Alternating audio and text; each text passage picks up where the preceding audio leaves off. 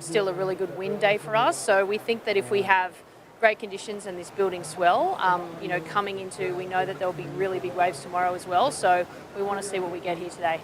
Well, we are excited to see what we get. The women in the water, so we'll send it back to you.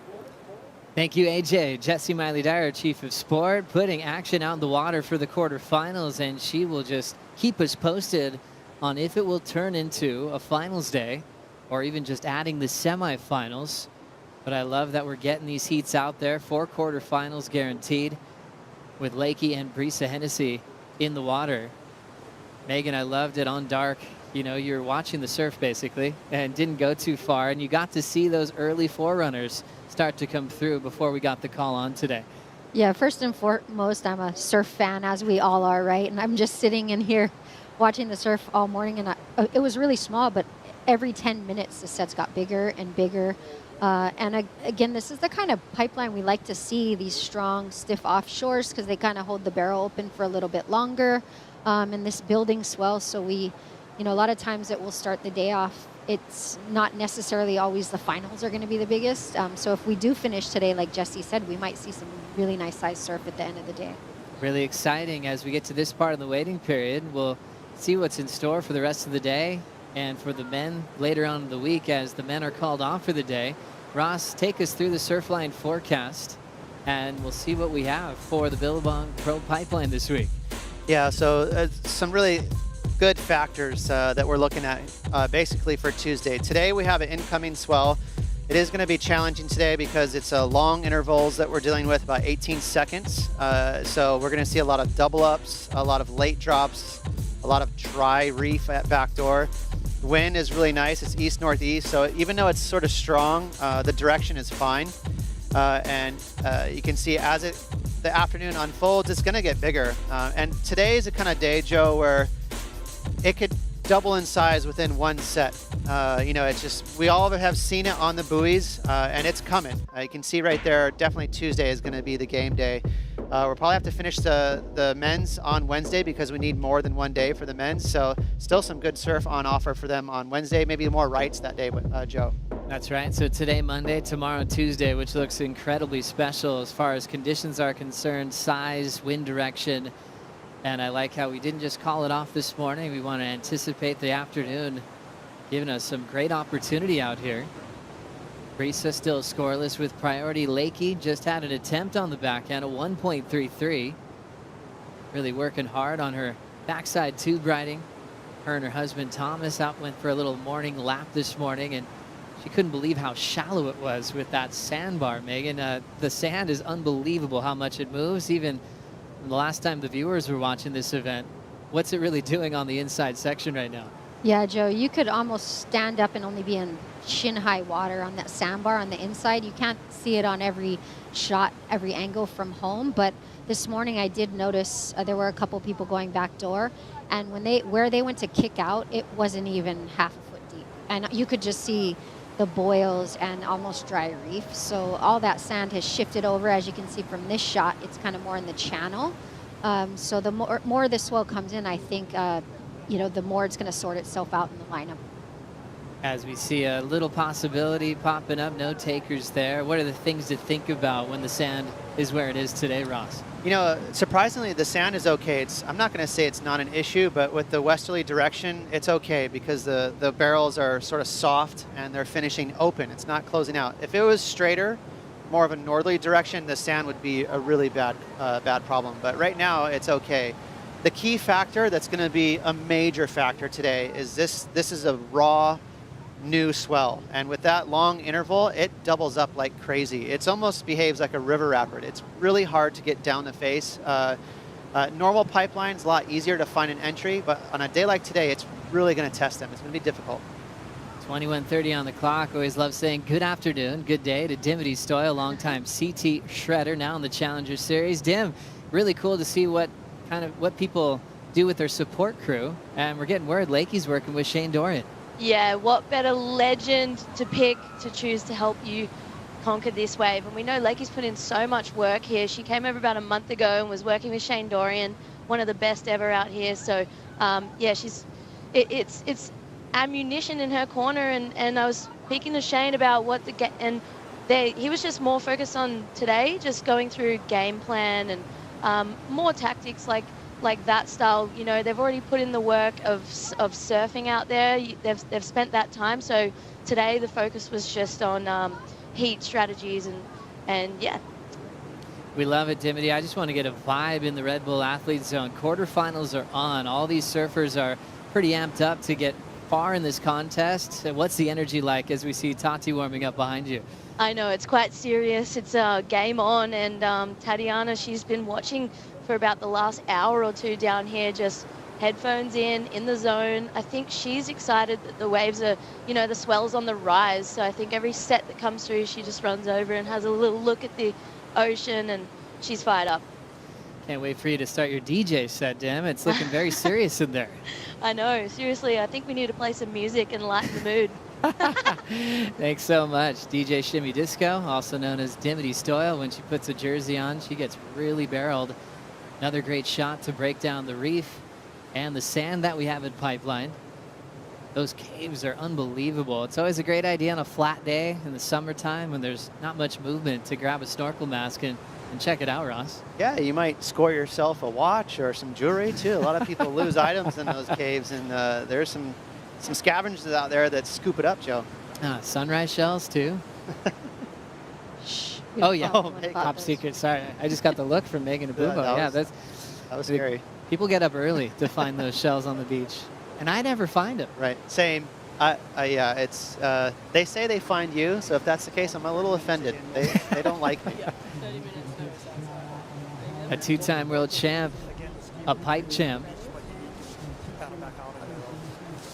Tyler, right? Talking to beach marshal Ray Shito.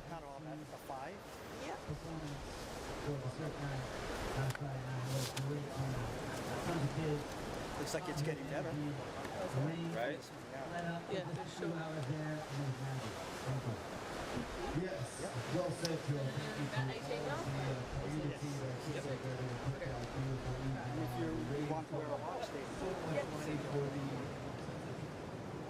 Tyler Wright talking to Ray Shito. He's been doing the beach marshal responsibilities for about 20 years now.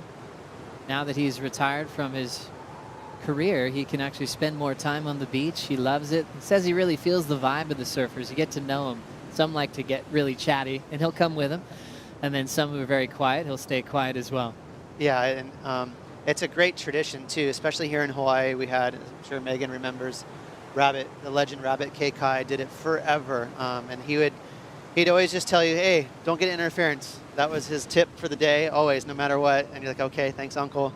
And then he would, if you were lucky, he'd tell you a really good joke too, and that was his send-off. But yeah, great legacy there from Rabbit Kekai, and Ray is nothing but positive vibes. He's a good man.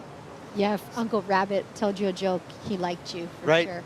You know what's funny though about watching that clip is no matter how many years you've been competing or you've heard, you know, when you're supposed to paddle out and priority rules or anything, you still stand there and listen throughout the whole Sure. speech from the beach marshal because it's just this what you do as a competitor. No matter how many years you've spent competing, you just continue to listen to it every heat. It's a nice tradition for all of our athletes competing here at Pipeline and at Sunset. You'll see Ray and Riley at the next two events on tour. Lakey and Brisa still yet to get started with 17 minutes on the clock. The Billabong Pro Pipeline is brought to you by Billabong, the official apparel brand of the Billabong Pro Pipeline, and by Yeti, built for the wild.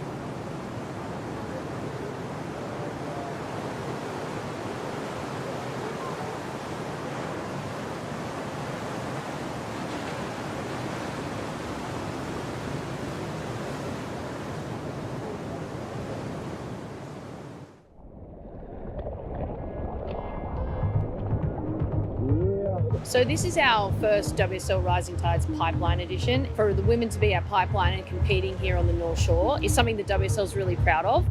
It's a big deal for us to be surfing at that break, and I want these kids to see that this could be them. Now with equal prize money, equal tour stops, meeting some of their heroes, maybe it sparks more of a passion inside them to really pursue it for a living. It feels good. It inspires me to see them rip, and it makes me want to do it in the future too. A big part of what we're doing today is we want you guys to be able to come for a surf with us, also to meet everyone here. How's it going? Rising Tides! One of my hopes for Rising Tides is that one day we'll be looking back on the current crop of the Championship Tour, and we're going to have these photos of them here at WSL Rising Tide, meeting their heroes and interacting with the tour for the first time. We love the WSL Rising Tides program. What a way to kick it off right here on the North Shore of Oahu. Wild takeoff for Brisa Hennessy as she'll have to jump off immediately. You can see maybe caught up in that turbulence from that aggressive gust of wind right when she was trying to take off. 0.23, but Lakey still has a 1.33, so quiet numbers-wise in this first quarterfinal. The fans getting the message through some series of holds that the quarters are on for the women. Once again, men off for the day. But this bracket is really incredible to look at. When you look at the final 8 for the women, 4 of those surfers were here last year. So that makes sense. When you look at Tyler Wright, Carissa Moore, Brisa Hennessy, and you also check out the form that they've all been bringing to the opening round of competition. Carissa went to the final, which is really exciting to see. But it also feels like in quarter 2, we've got unfinished business for Tatiana Weston Webb, losing relatively early for her standards last year at Pipeline Ross. Yeah, Tati's arguably the most brave out of this roster at Pipeline. She charges. I mean, she will swing on 6-foot waves and pull into closeouts. But she's got to, put it together in a heat. It's not about just charging. And that's what makes Carissa so hard to beat out here. She's so savvy, makes good decisions, and she plays her cards just right. Also that young heat at the bottom of the draw, Gabriella Bryan, Betty Lou, Sakura Johnson is going to be one to watch, Megan. Yeah, that's going to be a great one.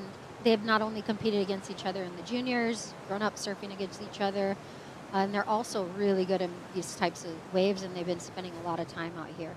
Just sneaking in a quick turn on the closeout was Brisa Hennessy. And by judging the way this heat's been rolling, that might have been just a smart move. Just get a completion off the top and get back to work. Megan, what'd you see? Yeah, it looks like she took off on this, and I mean, she looks a little bit shaky to me in the beginning of a heat when you're just kind of trying to get your footing down. She's eyeing up those rights, though, but we know she's not a stranger to surfing barreling waves, as we all saw last year. It's just, I think, getting in the right rhythm with the waves out there. So 11:55 on the clock in the first quarter final of the day so far. Let's check in with AJ McCord. AJ, what are the judges looking for today? Well, we know, of course, they want to go based on what the waves are offering. So a big point of difference the judge is going to be looking at today when scoring is commitment to ride the heaviest and biggest barrels. That's going to be highly rewarded, as well as deep and technical barrel rides. And then, of course, they're also going to consider any major maneuvers on critical sections. So, Ross, you guys have been talking about this sandbar. I'm curious how you think the sandbar is going to play a factor in the judging criteria. You know, AJ, the sand is not too bad. Again, we were talking about it earlier. As we see live action here, Joe. Lakey Peterson, nice little hollow section that she's running through. She wants to seal the deal with a nice closeout snap almost over dry reef. Well-read wave. Kind of probably felt that she was in a situation where she needed to get the final turn into right away because it's been incredibly sleepy, as we'll take a look from this view, Megan. Yeah, here she threads through this barrel. Nice positioning. And again, like you said, Joe, goes up for that last turn, and that's that dry reef section right there. But good way to, open up with a nice little wave there. She looks pretty good. Lakey looks nice and solid on her board today. She certainly does. And just to finish the conversation with AJ Ross about the sand today. Yeah, again, it's not too much of an issue because the swell direction is nice. It's about 315, so that's generally just considered a west swell. So you'll see these lefts more or less stay open. But it is have a touch of north in it, which is also good for the rights, as long as it stays peaky enough. But like we were saying, it's a brand new swell, and those new swells, they tend to stay really walled. They tend to draw heavily off the reef. And again, I can't say that enough. That is really challenging conditions today. That's probably why Brisa fell on her first little right. She wasn't anticipating all that water drawing off the reef. So well done for Brisa, just one turn, 1.63, but a little bit better for Lakey Peterson, 4.33. Wasn't super deep, but nice and tight in the pocket, and then shut it down on her forehand.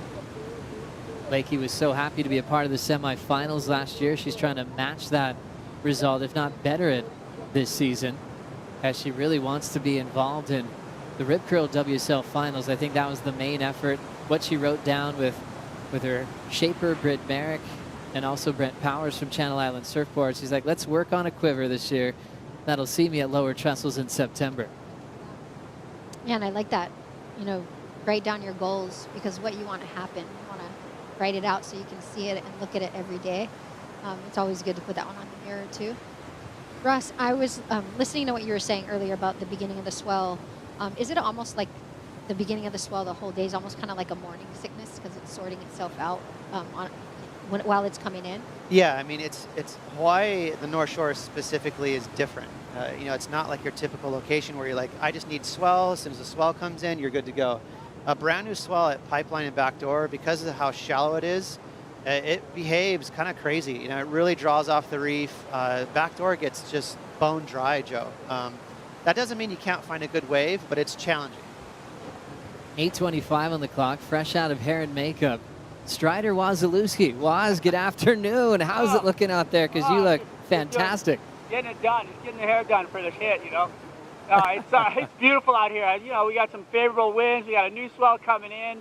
I love what Ross is talking about, how heavy the wave is when it comes in on a new swell. It draws off that reef so hard, and that new swell moving in super fast, it just really pulls all that water at it as it comes in, and it just converges. And I don't know, I'm going to actually ask you, Ross, about the inside over here.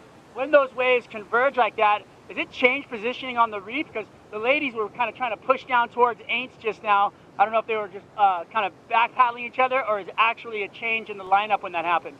Yeah, that's a good question, Strider, because these are both regular footers, right? So I'm sure they're keen to look for a right.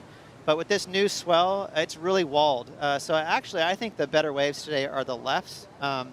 And you really have to wait for a set. So it's sort of a slow approach to a heat today. As far as tactics or strategy goes, it's not as easy. Like an older swell, you can kind of sift down there to Aints and look for little backup scores, look for a corner. But on a day like today, Joe, it's really straight. So you're sort of forced to wait for a set wave. Patience. We'll see how it pays off down to the 7-minute mark. But the two meetings that these two had last season, things got exciting around this time in the heat, where they got their best scores. For the Lakeys win in Rio, for Brisa's win in Tahiti, it was about at this time when they really opened up. You see the guy with really good posture, Shane Dorian, and then Thomas Allen, Lakey's husband, celebrating 4 years of a very happy marriage. They really back each other in everything they do. And Thomas was out there this morning. He cut his nose open on the shallow sandbar. Just something surprised him. He kind of laughed it off. He's like, it's days like that when it's small where you can really hurt yourself. So he's bandaged up, and all eyes on his wife, Lakey, performing right now. Snap to start, big belt off the lip again. Small wave, but read beautifully. As we see a nice little punch in the pocket from Brisa. Set up work to set up a final maneuver, and she will ride down with the whitewater and step off. Brisa loves the energy of Keikoa Bakalsa. Who doesn't, right? Just such a happy guy. Probably the quickest hips in the business when he was on tour. Quick hips. Yeah. Was that weird? No, I mean, but he's really quick and he moves around a lot of water. But I think Brisa and Keikoa have such a special relationship. He can keep things simple and incredibly funny at the same time. So Keikoa, sort of a team member for Rip Curl, right? So he's in their camp, and that's huge for Team Rip Curl because, like you said, Joe, Keikoa was an incredible tour surfer, and as we see Brisa trying to get busy here, and This is the fine line between what I said, which is just wait for a nice barrel at pipeline and get busy and go for a couple little turns and get a score. And that's really going to be the fine line that you're going to have to sort of surf as a surfer today, as far as making it through your heat. When do you just pull the trigger and get a little 2.5, something like that? And when do you wait for that nice wave? The goal of every heat is going to be to get barreled, but sometimes you got to just get going. Adjustments being made right now, Megan. Well done on that exchange. Yeah, we see Brisa on this wave in slow motion here. Or no, Lakey, sorry, setting off the top. Again, like you said, Ross, both of them opting for these smaller waves. We saw Lakey put together a couple nice turns, but it is true, you wouldn't really go to a beach break and, you know, with 6 minutes to go, you wouldn't really choose the smallest wave, right? So it's interesting how at pipeline, you know, they're not being more patient waiting for those sets. So interesting that you noted that, because this is just like any other contest. You have 6 minutes is quite a bit of time to get 2 waves, especially out at pipeline. Great shot again here at the reef, and you can see the sand that we've been talking about all afternoon long. And we're waiting for this swell to really continue to build throughout the afternoon. Quarters on, semifinals on hold at the moment. We'll get a call for that in quarterfinal number 3. Tatiana Weston Webb has Tyler Wright up next. We always talk about landmarks to line up with on the beach, but what can you identify when you're in the water, sitting out there trying to stay in the right spot, Ross? Well, you can see the trench on the top of your screen where that jet ski is. That's we always talk about famously, you know, when you're surfing on the rights at backdoor, aints, and that's the little right that's just kind of more towards the channel, towards off the wall. And the reason why aints is even available is that little trench right there. It just creates a gap in the reef, gives you just enough opening to slither out of a backdoor barrel. And then just on the opposite side, actually in the middle where the surfers are, there is a boil. And so you don't have to look to the beach for a landmark. You can kind of see where you are in the water just from there's 1 or 2 distinct boils. I love it. What a big playing field. But the more time you put in, you can understand every single crevice in the reef, knowing where you're at all times. It's called aints because it ain't backdoor and it ain't off the wall. A lot of cool little in-between spots on this stretch of coastline, Megan. Yeah, there's so many waves. I mean, it seems like every 20 feet there's a different name for a surf spot. Even at the sandbar, we'll call the left and the right something totally different. Like true. There's a sardines, and then there's pupukea, and gas chambers, turkeys.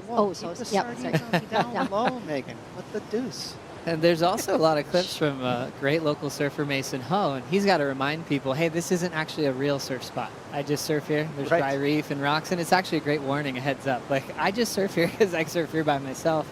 It might not be for everybody today. Castles over at Rock Piles. Pro surfers don't surf there. There's only a handful of freaks that attempt that wave. Here we go. We've got some action up and out for Brisa. And we always get a lot of questions on Brisa, where she comes from, because she does have a great connection with Oahu. Her parents met here back in the early 90s, but she was born and raised in Costa Rica for about the first 9 years of her life in a jungle off the grid. Her dad, Mike, a waterman, pro fisherman. Mom, Katie, a professional chef, actually owned some restaurants and worked in that business for a long time. As we're down to 90 seconds, important time of the heat, Lakey, 4.33 and a 2.5 has the lead as she's trying to get revenge from the loss in Tahiti. Here comes Brisa, free to roam under priority, but she'll get tangled up in the barrel at back door. Wow, she had an opportunity there, and that was just right on cue with the aints conversation. She was there, she found that little gap, but there was some backwash, some turbulence, and it pushed her up into the ceiling of the barrel. Watch her helmet right about there. So she just got clipped, but man, if she could have squeezed out of that barrel, and she only needs a 3.8, it's possible. Down to 53 on the clock. The Costa Rica needing a 3.84 now. And Lakey having first priority and the lead, should be playing some serious defense on the Costa Rican to shut this one down. And we'd have Lakey repeating her result from last season into the semifinals potentially if she can close this one out with priority. But Brisa's got a little bit of room. Needing a 3.84, she found some space.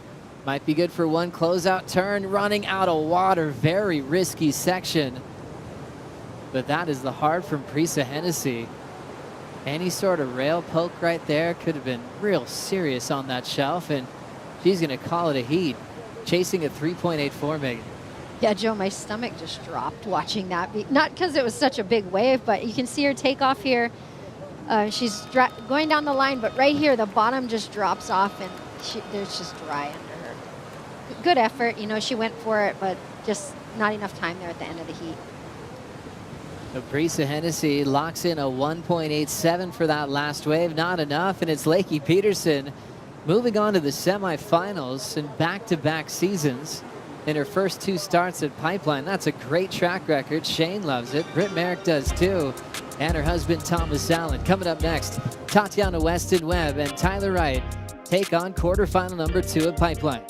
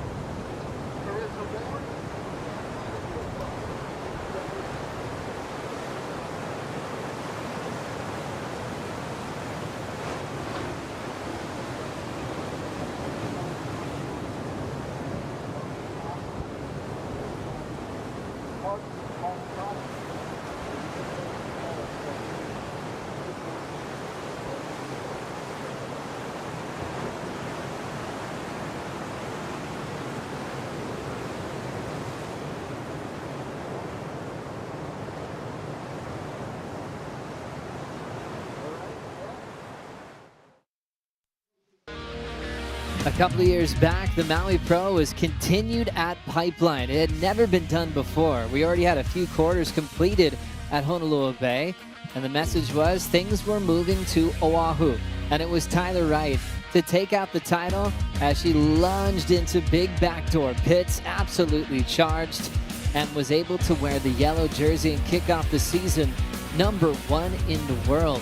That's when we floated into the Aussie Quaddie and beyond in that shortened season that all led to the Rip Curl WSL Finals. What a way to kick things off at Pipe in a moment's notice. Some of the field, like Sally Fitzgibbons, was like, well, I have never surfed out there. And she just started studying tape, asking questions for boards. I don't know if you could put a crazier test on athletes.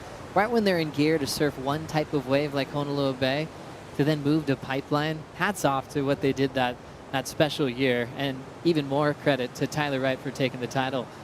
As we set up a new heat, we're getting a little bit of aggression out there for the start between Tati and Tyler, and Weston Webb goes underwater to try to kick things off.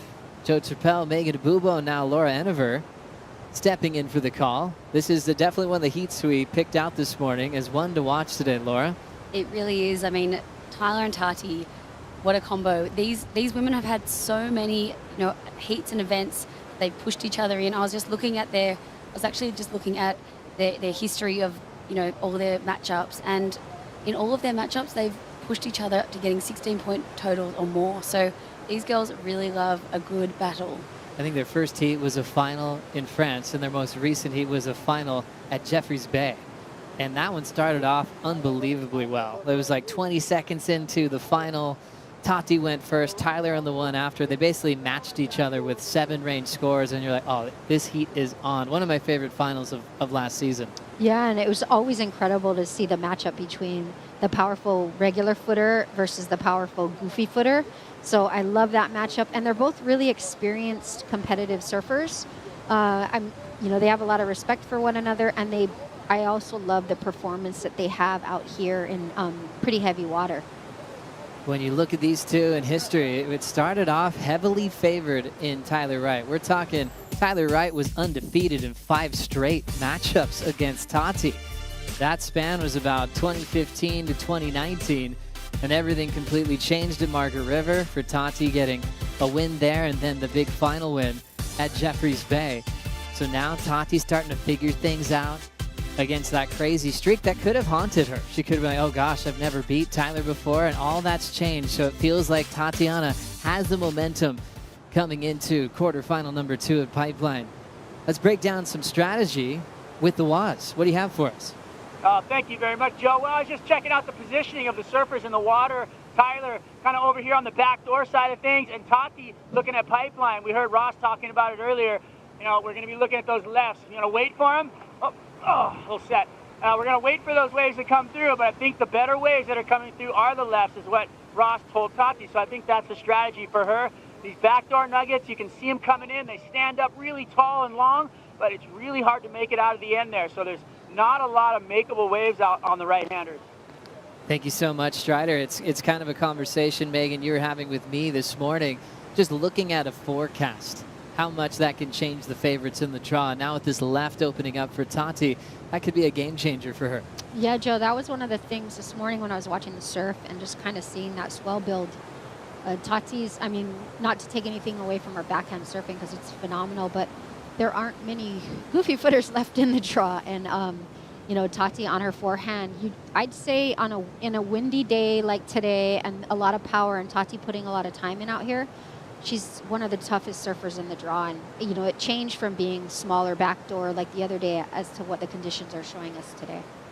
So we'll see if Tati uses that left to her advantage in this one. Last heat was all about these running little rights for Brisa and Lakey. If you're just joining us, Peterson got the win to get back into the semifinals as Tyler's up, blows the fins out, setting up a nice power gouge there for a 2-time world champ. She's going to float it and shut it down. Well-read wave for Tyler, mixing it up well with variety.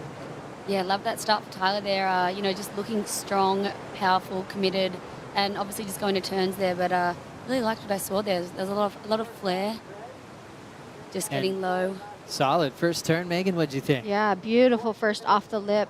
Not a lot of bounce. Every maneuver is straight to the next. Right here, just floats over that dry section.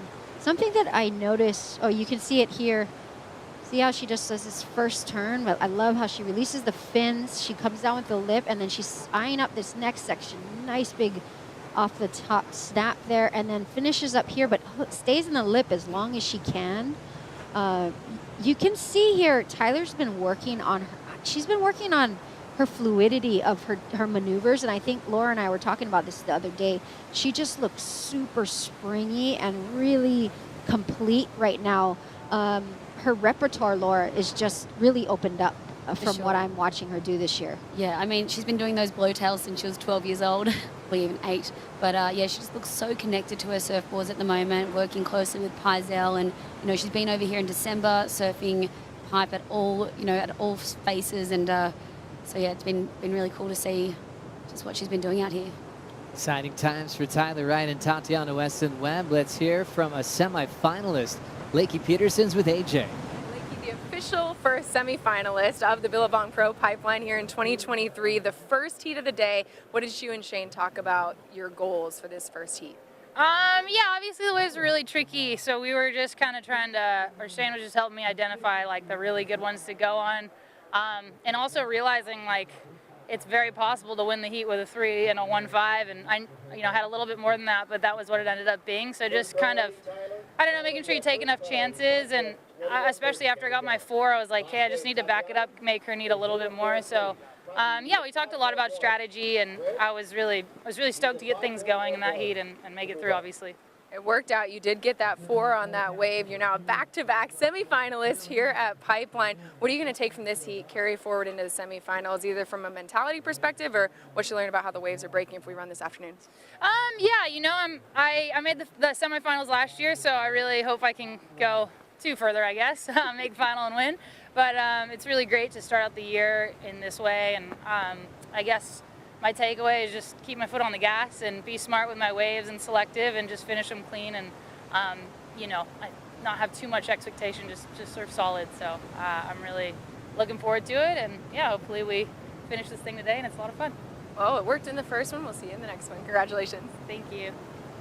Great job, Lakey Peterson, repeating that success from last season and definitely looking stronger, looking confident into another great year on tour. I think we bring it up with Tyler a bit because she's a multiple-time world champ, missing in action from the Rip Curl WSL Finals. Well, Lakey still feels that as well, as she became a world title contender, you'd say 2018, when she started winning events like Snapper, kicked off the year #1 in the world. So Lakey's got that unfinished business, and she works so hard in the offseason, really showed. Yeah, I'm really loving the fire and the energy Lakey's bringing, and she's been spending a lot of time over here as well and honing in on her equipment, and that must feel damn good to make back-to-back semifinals at Pipe.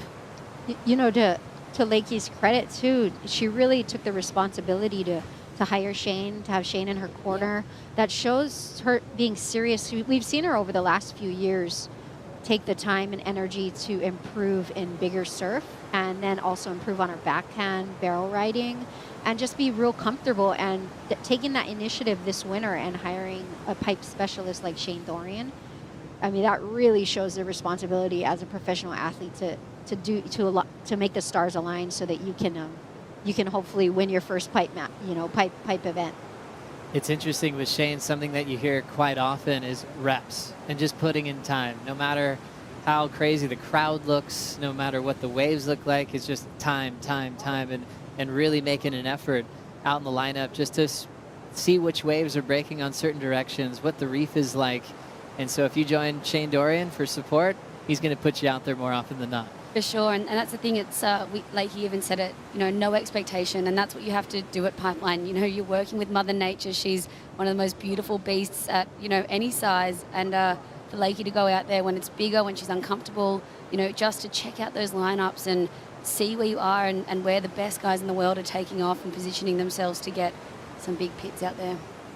Dimity Stoyle, did you happen to see how Tyler might have prepared for this heat earlier today? Yeah, well, we were just talking about having a legend like Shane Dorian in Lakey's corner. Well, Tyler Wright and the Rip Curl team have got Keikoa Bacalso, but all of us know him as Bam. He's an absolute hammer here on the North Shore in Hawaii, throws more spray than anyone I've ever seen.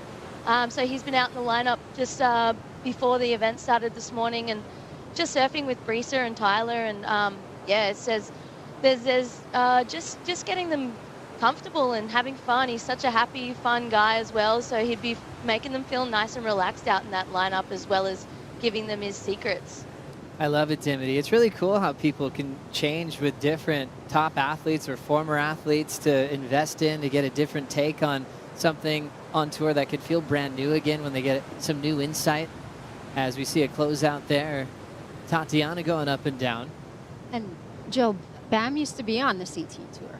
So he knows what it's like to not only surf these waters out here, but he's an incredibly competitive, knowledgeable surfer. Definitely Rookie of the Year in the past, and there was an old mid-season cut back in the day, and he fell off tour at that time, but he had a lot of great surfing still ahead of him, and he just decided to give back, just hand all of his knowledge to the next generation. So cool that he had a couple of warm-ups with Brisa and Tyler this morning on the reef.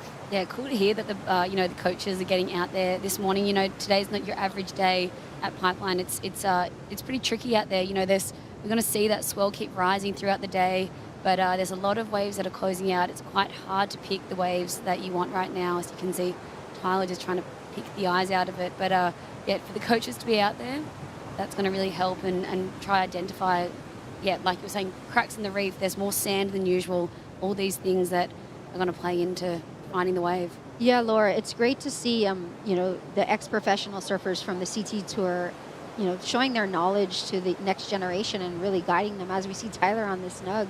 Looks like she wants to pull in. She does that, but the lift takes her out as she went upside down as that lip hit her right in the head. Stood up just a little bit too tall, but did a great job slowing down to pace the barrel. You don't want to outrun it, so she knew she had to try to get as deep as she could. 0.9 for the effort. What happened here, Laura?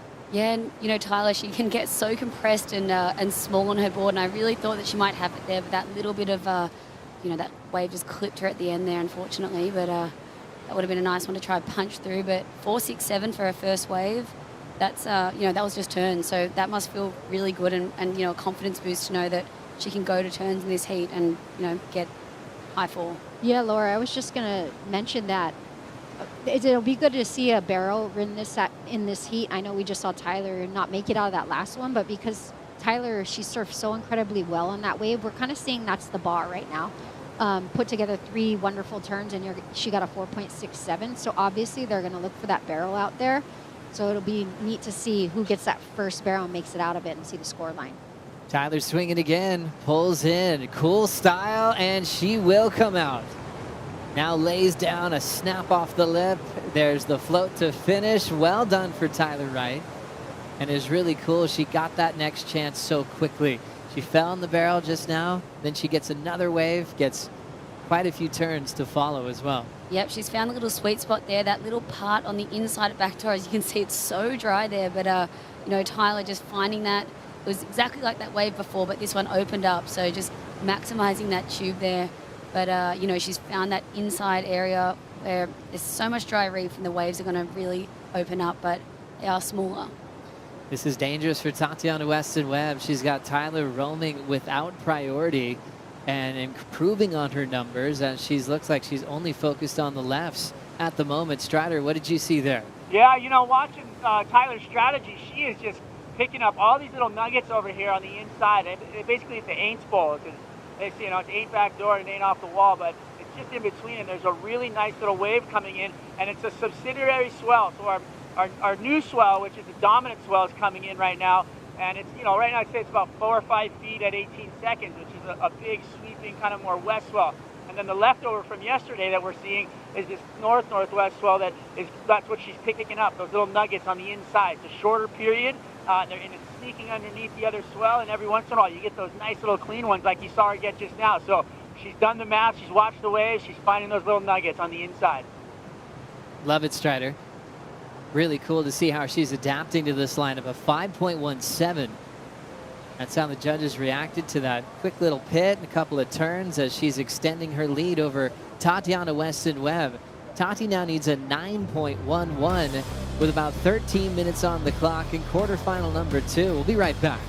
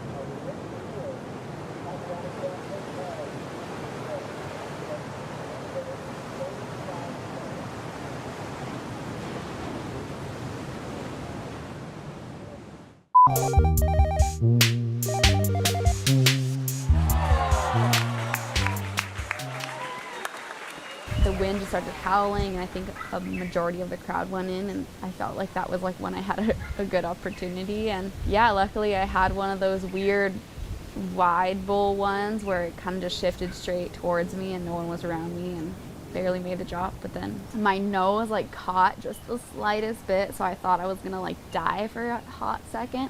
kind of just did one little pump, and then it was like a really good vision. And then my friend Brent Beelman was right there in the channel with his camera along with another photographer, and Brent was like, oh my god, I got the shot. And I was like, no way. Like, the photo was just insane, and I was like, wow, this is a sick shot. I never had one of those like classic pipeline photos, and that was like a classic pipe photo, and the thing looked thick, and I was like super happy.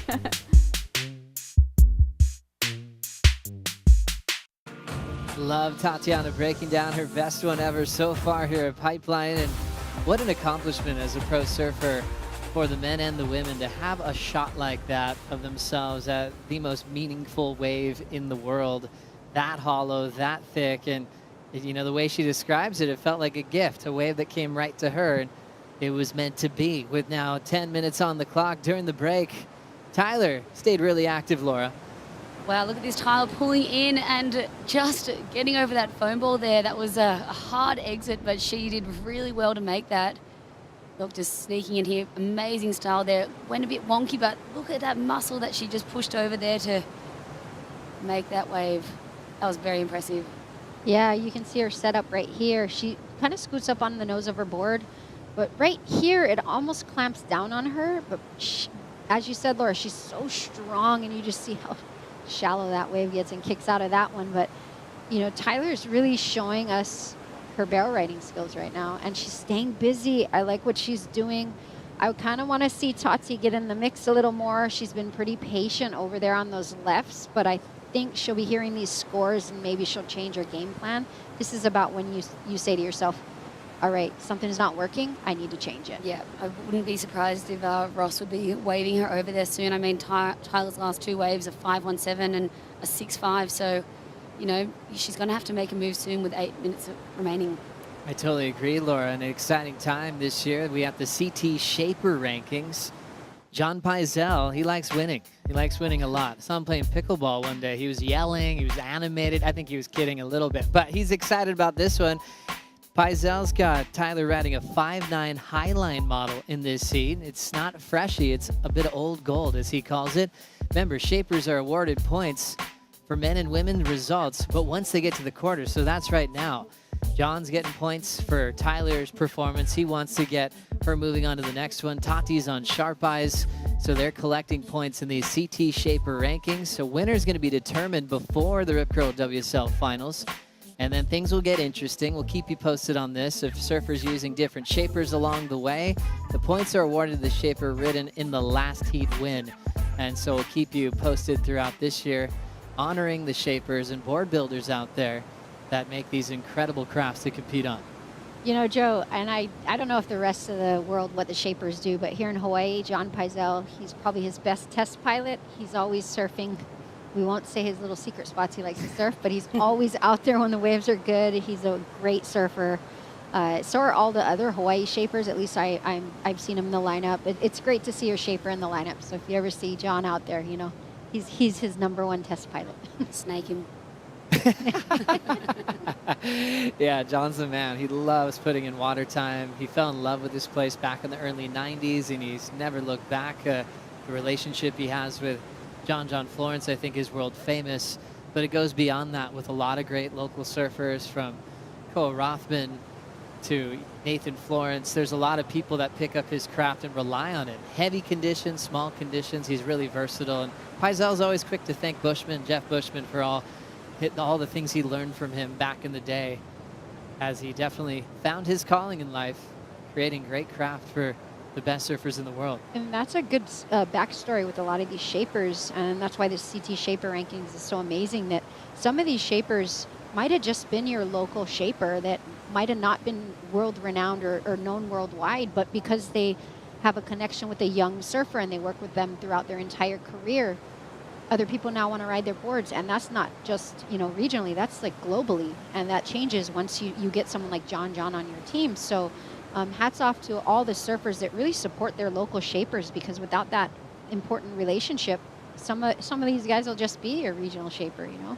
And it was cool, before Tati went out, I went and checked out what she brought down quiver-wise, and she actually turned up this morning with 5 boards, 5 sharp eyes, everything from 5'6", 2'5'8", a 5'10", and a 6'0". So I guess, this swell, 2 foot at 18 seconds, which it was this morning, you can get anything today, and it could pick up really quick here in Hawaii. So Tati out there on a 5'10" at the moment. We just want to hopefully see her get her opportunity to ride a wave and test that out.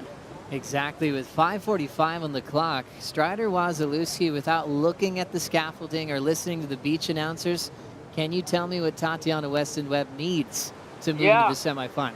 Well, unfortunately, she needs a combination of scores, 11.67. She has priority. She knows that by looking down at her watch for a split second, but she's against the wall at the moment. She doesn't have a whole lot of time. She got 5:20 on the clock and definitely looking for more out here. Maybe switch up the priority, the plan out here as far as what she wants to do with her game plan. But those little rights kind of running up, giving her the opportunity for her opponent. So maybe she might want to switch that up and go to those rights. Thank you, Strider Wasilewski. Great collaboration this year with Apple Watch and WSL, as Strider was able to give the update for Tati's needs and requirements to get into the semifinals. And she's had plenty of time to look at that because she's been sitting for a bit now. She's only had 3 looks at the lefts here at Pipeline, while Tyler got on the move and was kind of free. Knowing Tati was looking the other direction, didn't have to worry about priority for the right, and it's paying off. 4:30 to go, Laura. Yeah, Tyler's basically surfed a heat on her own in her own little spot. You can see she's moved over to where Tati is now to just really close in on her and put that pressure on. But, these girls have been, sitting in totally different spots and 100 meters away from each other. So Tyler's got the roll on, but this must be a tough one for Tati right now. Yeah, it's interesting over, the last few years as Tatiana showed the world her reputation in big, powerful waves, from her 10s at Chunky Hossiger, France, to her foam ball ride at Cloud Break. And then it became the pressure of everyone telling her, you're going to win. You're the best on tour. And she said it's almost like too much. It's overload of expectation. She does want to win, but she almost can't get it done fast enough. She's learned a lot from those expectations to perform, and she's grown a lot through that, Megan. Yeah, and you can't help but is going through her mind as she sits here with, a few minutes remaining, how long she actually sat waiting for another ride. So sometimes those expectations weigh so much on you that you don't make the best decisions in the lineup. And that really is what differentiates, professional surfing as to your typical free surf.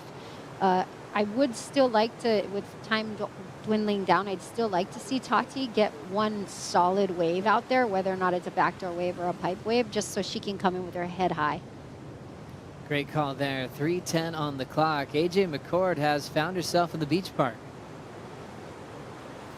We are over here at the Ehukai Beach Park, right next to the site event. If you're coming down to the event today, the women's event is on. You want to check it out first. Sustainable Coastlines Hawaii doing a great job promoting a very important message, which is that you need to pick up your trash because otherwise has the potential to end up in a turtle. Of course, the last place we want our trash. So if you see any trash on the beach, be sure to bring it on over here. Sustainable Coastlines Hawaii will dispose of it properly. And then you cannot leave this event without getting your official Billabong Pro Pipeline swag. That is over here. And then we have Kamea Hadar's new collection with Billabong over here to the left, detailing all the sides of Paradise. If you missed our interview with him, you can catch it on worldsurfleague.com. And of course, we also have Billabong's new women's collection. It's the Dream State collection. I've been able to wear a few pieces this week. Can confirm it's fantastic. So if you're coming down to the event this afternoon, make sure you come by the beach park. Thank you so much, AJ. So much cool stuff to check out right next door at the Ehukai Beach Park, and get one of those shirts that's one of a kind because it's based on 2023. Those are classic shirts. I love the the Pipe Pro. It's just, you can have it forever. Hang it on the wall. I've got so many friends at home asking me to get some merch and bring it home, but I have too much stuff. That's right, and a great message also about the honu, or the sea turtles that you see in the water. The population has been thriving because of being protected for many years, and it's kind of nice, Megan. It's hard to not see one now when you go for a surf these days. Yeah, they're everywhere. Some people want to say, they're protecting us. Like whenever I see a honu in the water, I think about my mom, because when we scattered our ashes, there was a honu. So in Hawaiian culture, you want to kind of think that they're still around you. So I always think, okay, a good set's going to come around. And I love too their message we took a couple of girls surfing yesterday, and you know, we just picked up a couple of little small buckets of trash. Doesn't take a lot after your surf, and really does like take care of where the beaches where we surf and the animals that are in the ocean. So. Always a great message to have when you go to the beach and protect the place that you love so much for now and for future generations. Well, 50 seconds on the clock, and 55% of fantasy surf players out there have Tatiana Weston Webb on their Tier B squad. And Tati's in trouble. Over half of you might be taking a hit right now because she is comboed, and looks like it might be too late to get two. 38% chose Tyler Wright, and they are going to be bragging about that choice in the next 20 seconds, Laura. They really are. I mean, Tati just hasn't even really got going in this heat, so, you know, showing amazing sportsmanship. These two are really good friends. They travel together and get along well. They push each other. They've had incredible matchups. This one of their lowest scoring ones, but Tyler getting the job done. And we will close this one out. Tyler Wright effective in matching her result from last year once again into the semifinals. Jackson Baker enjoyed it, along with the guy named Bam Kekal Bacalso. He's been our talk of our show today. Did a great job this morning with his athletes in the quarterfinals. Quarter 3 coming up next with Carissa Moore and Molly Picklum. We'll bring in Kaipo Guerrero for the call.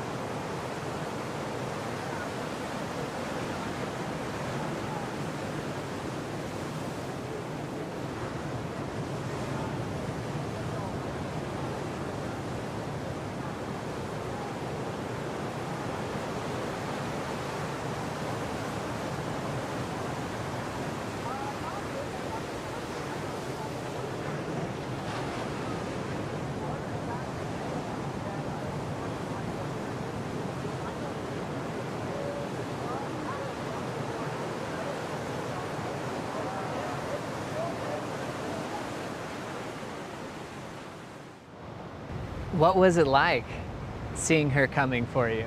I was definitely at home watching it, and I'm like, should I be watching it? Should I not be watching it? And I actually was rooting for Steph because I was like, okay, she's gonna be tired. She'll be tired. This is great. So we want Steph to keep going. And then she got there. I was like, oh, all right, well. Yeah. Well, she has a lot of momentum, and I'm jumping in the water like cold turkey. It felt like I was swimming upstream that day.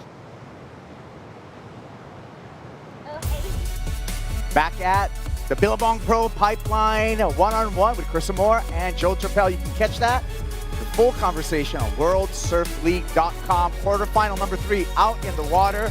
Carissa Moore up against Molly Picklum, and this is probably one of my favorite heats of the quarterfinal. Lauren Enever, former CT surfer, as well as North Shore stalwart Ross Williams. Your thoughts? I'm going to start with you first, Ross, of this heat. Yeah, this is a crazy matchup, and it's super exciting because we have Carissa, who's, I think, arguably the GOAT. Obviously, Steph is another GOAT, and then Molly, who's an up-and-comer, just won the Pipe Masters with that Vans event. So this is a really fun matchup. Laura, last time the women were in the water, I would say that Molly Picklum actually was the performer of the day. So I feel the young Australians coming in here with a lot of momentum. What do you think? I agree. I think, her first her first couple of heats that she surfed, I was so impressed with her momentum, the energy, the power, the paddle, everything that she was doing. She just looked very on, and you can see her right here sitting so close to Carissa and, not giving her an inch. She's, we got the master and the apprentice in this heat, but Molly is starting on the inside and is going to take it to her. Well, we can dig into our WSL stats and check out the history of the matchup between these two, and actually the advantage to Molly Picklum. Picklum taking Carissa Moore out last year at Sunset. So Molly already has tapped the number of the 5-time world champ, Ross. Yeah, and I'm sure, you know, Carissa is Mrs. Aloha, but she is sneaky competitive. She's arguably the most competitive surfer on tour. You know, so I would guess, Kaipo, that she knows that. She knows that she's got that one loss to Molly and she wants to get her back. And they also matched up in the pipe event in December where Molly got the win. So Carissa is wanting some payback, and, you know, the conditions were quite similar to this on the final day. So I think, you know, Carissa, like you said, she is Miss Aloha, but she is competitive, even, you know, doing all the events over over the winter, the Triple Crown and everything. So, yeah, she's going to be wanting some revenge. Yeah, actually such an approachable, sweet person, Carissa Moore, but you put her in a jersey and you add water, Ross, and that changes. Got the Wallows vibe right there? She get that from Wallows, huh? I think that's what happens when you just expect yourself to win. When you win a gold medal, 5 world titles, you expect yourself to win every heat, and I think that's the expectation that Carissa Moore brings upon herself. Another surfer that expects herself to win is Tyler Wright, and she did so. She's into the semifinals, AJ. Yes, she is on to the semifinals. Back-to-back years, you're in the semifinals for this event here at Pipeline. What was your goal going out into the water today? How did you want to attack your heat? Look, it's a pretty straightforward plan. There's a couple options. It's a bit slow. I knew Tatiana was going to go for the lefts, so I thought I'd play to my strengths and go for the rights. Yeah, it was a pretty straightforward plan, nothing too complicated today. But, you know, yeah, and I think it went well. I would say it did go well because you're here standing on the glass onto the semifinals. What were you seeing on those little inside ways that you did take off on, because you managed to get some pretty good scores? Yeah, look, I think that's just great preparation and knowing what's going on out there. Bam's here with us. He came out with us before the heat started, and he's like, here's your pins, like, here's your spots, keep an eye out for this, this, and this. And I had Andy as well, so between those two, it's a really nice balance of locking in positioning and then kind of, you know, other kind of things that Kingy has seen as well. So between those two, it was kind of a good plan and it went well. Between those two, the experience in this heat, what kind of confidence does that give you going into the semifinals? Look, it's just about, I think, staying in my feet, staying in my process. I've worked really hard this off season to really do that. It's a lot harder than people think to stay in your own feet. So look, kind of pretty much that's, you know, my underlying values for this year, and kind of what I really want to do is be really connected and really present in every heat, and how I'm doing that. You know, there's been a lot of work put into that. So far, like, I'm really happy, and I feel really grounded in what I'm doing in my process. It's showing up. Congratulations. Thank you so much. Have a good one. There you go. Set semifinal number 1 will be Lakey Peterson against Tyler Wright. Tyler looking focused. Laura, Tyler's such an inspirational surfer because she's overcome physical challenges and mental challenges to be in the place that she's at right now, and it looks like she's in winning form. She does. She looks so cool and calm and sharp at the moment. But yeah, like you're saying, you know, the last 5 to 10 years for Tyler has just been full of adversity, and she's risen above it time and time again. So this is her year. We thought last year was going to be her year. Then she missed a few events, and you know, we even thought she might be able to fight back and try and make that final 5 picture. But it seems like this year could be Tyler's year to fight back and go for another world title. Yeah, I think mentally she's just sharp and happy. And how important is that mental game, Ross? Yeah, I mean, it's almost everything, because at this level, you know, you're splitting hairs. The judges are looking for those X factors to find a winner per heat, but they all kind of have the same skill set. But the surfers that obviously have a good surfboard and are feeling really kind of cocky and comfortable and just like ready to go, those kind of make the difference for just kind of getting that momentum and rhythm, and you feel like you can beat anybody. It's that confidence. Yeah. Well, we talked about the WSL stat with Carissa Moore and Molly Picklum. Molly 1 versus 0. Let's take a look back. 2022 at Sunset. The two matched up there in the round of 16. Carissa Moore started off strong, Laura. Yeah, she really did. I mean, she's been surfing sunsets since she was a kid, so she knows this wave and she knows these boards, but, you know, surfing smooth and amazing.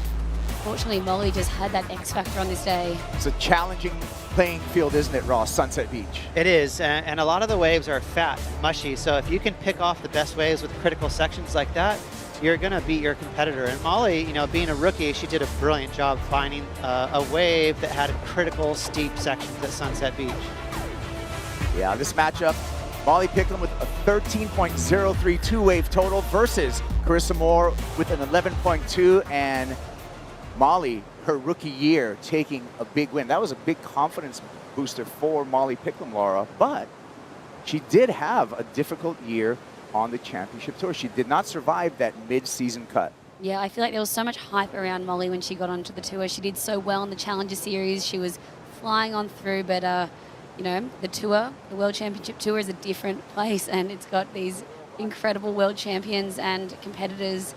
And, yeah, Molly didn't make the cut, but I think that has fired her up even more to come back this year and really put on a show. You know, this, you know, all of her progression and everything that we knew that she had, she didn't really get to show too much. So I think we're going to see a lot more of it. Yeah, she came back in the Challenger Series in 2022 and just blazed through it, taking a win in Bolito, runner-up on the Gold Coast, and a semifinal finish in Portugal, finished off in number 3 on that Challenger Series rankings, and that's why we see her again on this championship tour. Looks like we got some wave action, Ross. Yeah, and it's pretty interesting too. I would say purposely Molly is sort of sharking around the lineup. She's staying really busy, almost frantically. I would think it's a tactic. She's probably trying to get on Carissa's nerves a little bit. She's just constantly paddling, sitting down, or paddling around her rail, just staying busy, probably trying to just get in her head a little bit.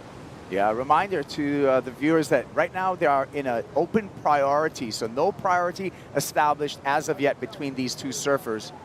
Surfers looking to position themselves for the first ride. Carissa Moore turns her nose up at that pipe wave, but a little bit of a lully action in these heats. But we've seen the swell hit the buoys, Ross. Yeah, I mean, it hit around 2, 3 o'clock in the morning, so it does take roughly 10, 12 hours to get here. So, I mean, we're talking any minute the switch could just get flipped on. And speaking of that, there's a couple of nice looking waves right now coming in, real westerly direction, so could be a couple lefts here. Yeah, Molly on the inside of the left right now. Will she be giving that inside up to Carissa Moore? Here we go with Molly Picklum, takes a look at that, decides not to go. That's not going to change the situation.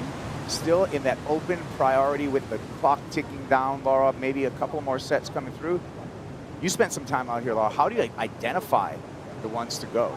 Well, on a day like today, it's not your usual pipe. It's not your usual backdoor either. You know, there's a lot of waves that are closing out. There's that sandbar that's in, you know, close in, making those pipe waves chunkier and throaty, and, you know, just they're moving quickly, and you have to be exactly in the right position. And, you know, Ross was just talking about that with Tati in the last heat. Just couldn't get under them quick enough. Looks like Molly's having a look. Molly takes another look at that one and sees the long wall stretch out in front. Good decision as that wave just clamped over. 18 minutes remaining on the countdown. So strategy with the clock down to under 20 minutes. Does your strategy change? We're going to get back to that because here goes Pickles.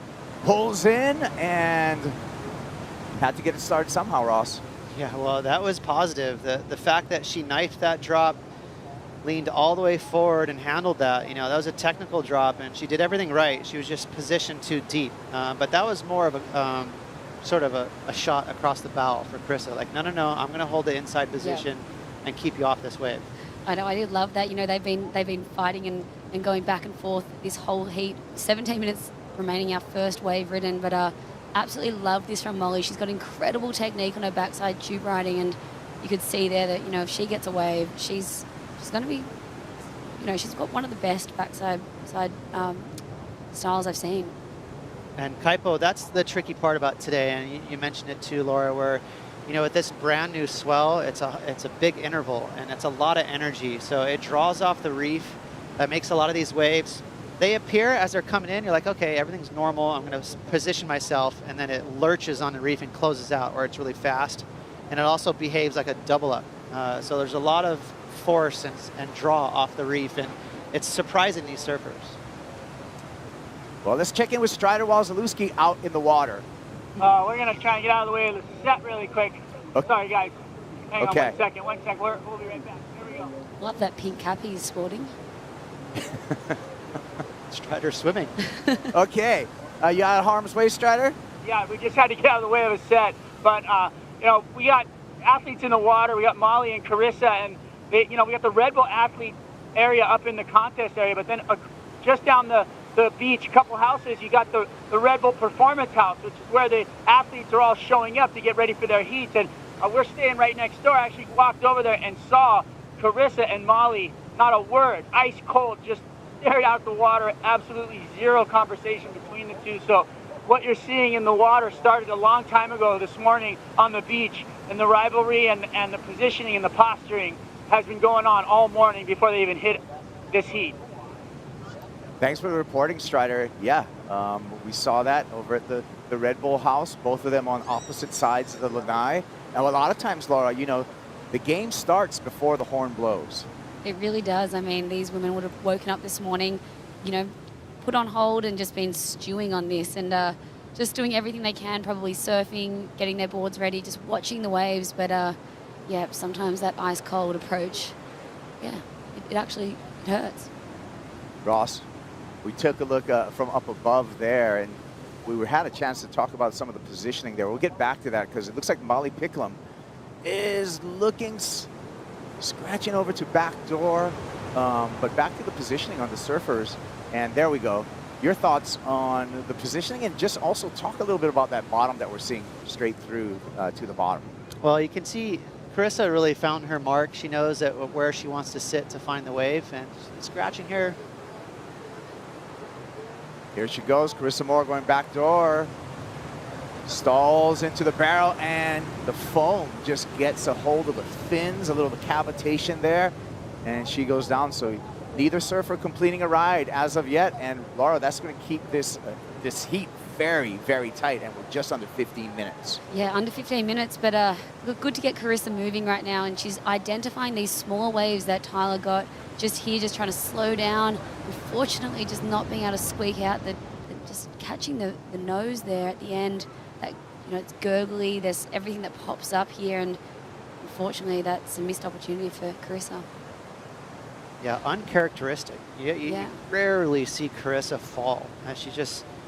She's obviously talented and she puts down big moves, but she's consistent. She never falls, so a rare mistake there. 1.43 for Carissa Moore. She has a slight lead right now, 13 minutes, 40 seconds. We're going to step away. We come back with the conclusion of quarterfinal number 3 here at the Billabong Pro Pipeline. The Billabong Pro Pipeline is brought to you by Billabong, official apparel brand of the Billabong Pro Pipeline, by Shiseido, official sunscreen of the World Surf League, and by Craft 1861, official health and wellness partner of the World Surf League.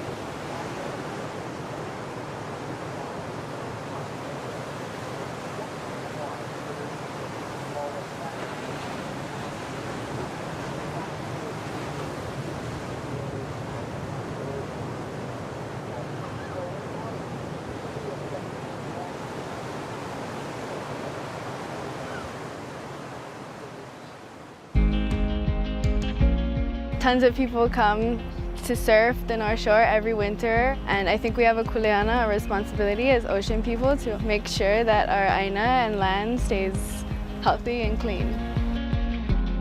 We're really grateful to WSL for providing a donation to North Shore Community Land Trust, and the impact of those funds will be continuing to restore lo'i kalo, like the one we see right here, traditional Hawaiian taro patches. Kalo is a very important plant for our people. It's our food source. You can eat it from the flower to the stem to the root. Pretty much like identifies Hawaiian culture. So it's awesome to see them building a big lo'i patch back here. Tell us what you're doing by posting on social media with the hashtag #WeAreOneOcean and tagging WSL and WSL Pure in your posts. We are one ocean!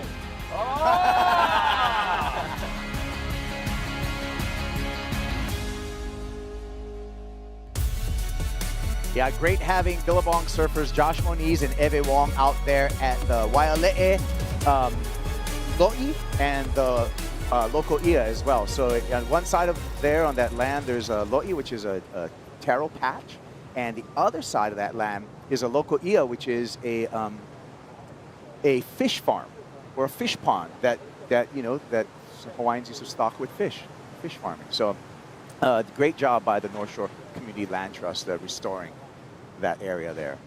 Yeah, so beautiful to see the next generation just wanting to give back to the aina. Eve was actually teaching me some words in Hawaiian yesterday with the other Billabong women, and she taught me opu nalu, which is belly. You have a big belly. Well, no, it's actually barrel, but it's big barrel nalu, yeah. Belly of the wave. DHD on the scene. Darren Handley watching his team rider Molly Picklum out there along with her coach Micro Hall. So we're in the quarterfinals, Ross. We can talk a little bit about the CT Shaper rankings. DHD's making some points with Molly, and Mayhem, Matt Biolis, is going to be making some points with Carissa Moore. Yeah, and that's going to be a fun rivalry because I can tell you right now, DHD, Paizel, that whole crew, Matt Biolis, they're really competitive. They might fight at the end of this year. They could actually get into a fist fight. They're so competitive. I reckon they've got a funny group message going where they just are shredding each other to shreds. Hey, Shapers have egos too, you know what I mean? And they like to be the best, making the magic sticks. More on some insight on Shapers, I'm going to go to Dimity Stoyle. Dimity, what you got for us? Yeah, well, one of my favorite things to do while I'm in Hawaii is hang out with the Ho family. I love surfing with Coco and Uncle Mike, and just got some really cool insight from them about Matt Biolis. So in the early 90s, he was actually shaping boards up in Uncle Derek Ho's house. He had a little shaping bay up there, and Matt was super honored to be invited to shape up in there because Uncle Derek only let the best go up there and shape. So he was originally doing artwork, and then so that's it's just nice to have that relationship with Matt Biolis and the Ho family, and Carissa's obviously really close with Matt Biolis, so her boards look amazing. Yeah, and in that shot right there, we can see Britt Merrick from Channel Islands. Britt, he's got a pretty good team too. Nat Young on tour, Jackson Baker, Maxime Husno, Joao Chianca, as well as Lakey Peterson, who's into the semifinals. So CI scoring some points, Laura. Yeah, CI scoring some points for sure, and Lakey's boards look amazing, as you can see her, just in the competitors area, the athlete zone there, just getting ready for that semi-final. We'll be watching this heat closely because it's been really, really slow, but Molly with priority. Let's see if they can get started here. We saw a picture of Glenn Micro Hall, who's Molly Picklum's coach. Molly has an interesting story in that her jersey number's number 26. For one, she picked the jersey number because that's her birthday, November 26. But the other reason she picked 26 is because Glenn Micro Hall's jersey number, her coach, used to be 25. So she just wanted to like poke him a little bit and just go one over that for the coach. Ross, what do you think? That's funny. I think Micro would love it. He would think that, hey, thanks for the shout out. That's a little tribute to him. But just to get back to this heat, you guys, this is a really bizarre, funky heat. A couple of 1.4s essentially with 6 minutes to go. Molly has the upper hand a little bit with priority, but I mean, you talk about a strange heat. These two surfers are so good and so talented. They're switched on. They have good strategy. And that's just how tricky the waves are right now. Yeah, here we go with Carissa Moore. Decides to go under priority. Looks down the line. More speed. Has to get through this section. Finds it. Threads it through. Good job by Carissa Moore. Combo that up with a carve right on the dry reef to end. Under priority, Carissa Moore makes a move, Laura, and it was a great one. That was a really good move. That wave looked so small at the start, but Carissa saw the line on it. I turned around and checked it out, but you know, these girls haven't been able to find those smaller waves that Tyler was finding, as we see Carissa just dealing with those rocks. But I loved this. I almost thought she was going to go to the air here and then realized, yep, there's this little draining section right on the end of the reef, and she did so well to speed through that and fly out the other side. Tremendous read, Ross, by Carissa Moore. Not easy to read. And we were talking about this new swell, how it's really sort of walling up across the entire reef. There's not many A-frames out there, so it was a good read for her to measure her speed with the barrel. It was just a quick barrel, but I think the judges are going to give her some credit. And keep in mind, there's no real big scores in this heat. So, I mean, this is going to be a real big advantage for Carissa. She already has, you would say this is maybe a backup score. So now she's got the advantage of already getting half her job done. And Molly will be kicking herself. She actually had priority for that wave, and she did not identify what Carissa saw in this wave. So Carissa making the most of it under priority, squeaking into that small but open barrel there, and look at that, just staying so compressed to make sure she completes that. Yeah, that's what world champs do. Perform under pressure, but at the same time, be able to switch up your approach, in an unconventional heat, Ross. Yeah, absolutely. And especially during the pipe contest, a backdoor especially, I feel like the surfers that do well out here, they identify backup scores. I mean, of course you can sit there and let a perfect set wave hit you in the face and get a big score, but it's those crafty little scores, identifying, like you said, Kaipo, identifying those sneaky little closeouts that stay open just enough to get those 4s and those 5s.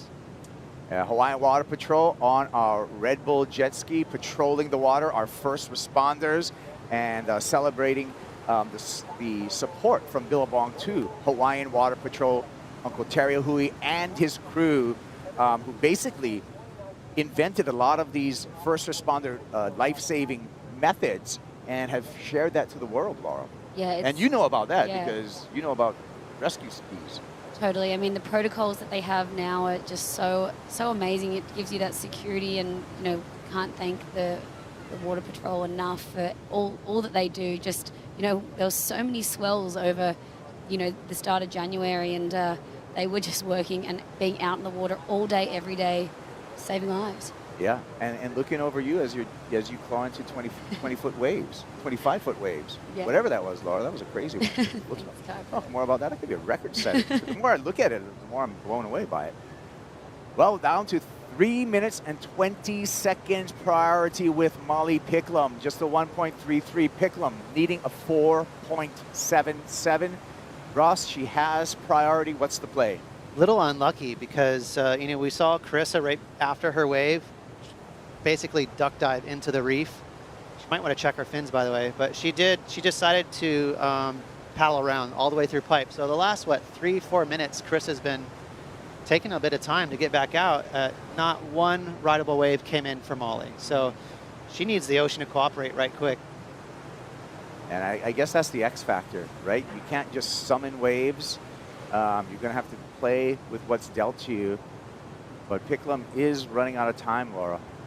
Yeah, she really is. I mean, 2.5 minutes to go, and if Carissa's either going to try to stick really close to Molly right now, or maybe move right in and just try to better that 1.43 to make her job even tougher. But just like we saw in that last heat with Tati, Molly just has not been able to get started here and identify or find those small waves. And now Carissa can reverse roles. Remember at the beginning of the heat, Molly was sharking around and trying to kind of ruffle her feathers, and now Carissa can be like, oh, let's see what that feels like, and just sit right conveniently on her rail. Yeah, husband Lou taking a look there, along with Love Hodel, eyeing up Carissa and sending her some positive thoughts. They'd love to see her into the semifinals, and she's nearly there, but there's still a minute 45 on the clock, and don't give up on Pickles, because Molly Picklum has come through in a clutch numerous times, Laura. Well, 4.67 for Carissa, and Molly needs a 4.77. So just think about that wave that Carissa got, and maybe just adding one more little turn on the end, or if it was slightly bigger. So Molly is right there and right in it with 1.5 minutes. Anything can come through for her to just get some cover. Talking about Surf Fantasy, 84% of those playing Surf Fantasy on WorldSurfLeague.com have picked Carissa Moore in their Tier A as their power surfer as well. She's in my pick as well, but I'm kind of getting a little bit dusted right now because I had Tatiana as well as Caitlin Simmers, so it happens. That's what makes it so interesting. Okay, under a minute. Picklum needs to find a wave. Ross, what do you see out there? It looks quiet, you guys. I don't see much going on, and we'll just keep an eye on Molly these last 45 seconds, and she's going to be irritated. This is welcome to the North Shore, welcome to Pipe. It's a real tricky place to compete. You just can't really make mistakes when a swell's coming up like this and it's inconsistent. You can really get iced out. Yeah, 1 to occasionally 8 feet. It's just the way of the North Shore sometimes as it ebbs and flows. Well, 20 seconds, and the skies are looking dark for Molly Picklum. She'll take away an equal 5th for the quarterfinals. So, still in the scheme of things, a keeper result when we look at that mid-season cut, but it will be Carissa Moore on to semi-final number 2. There's our numbers. Carissa Moore on to semi-final number 2. Who's going to join her there? We're going to decide that in quarterfinal number 4 when we return to Pipeline.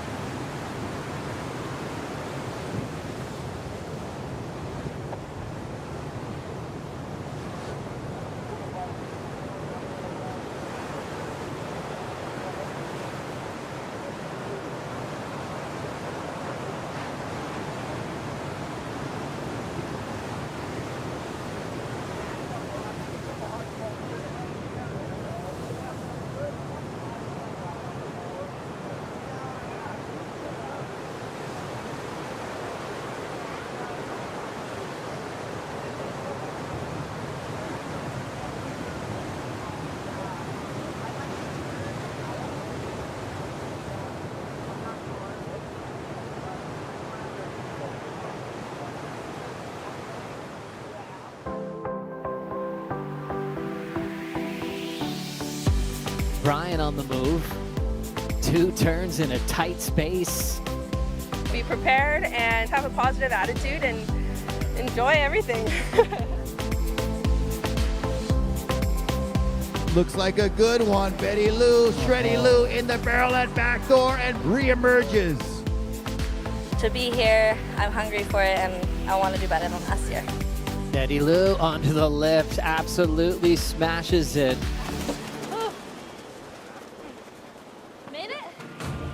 Welcome back to the Billabong Pro Pipeline quarterfinal, number 4 in the water.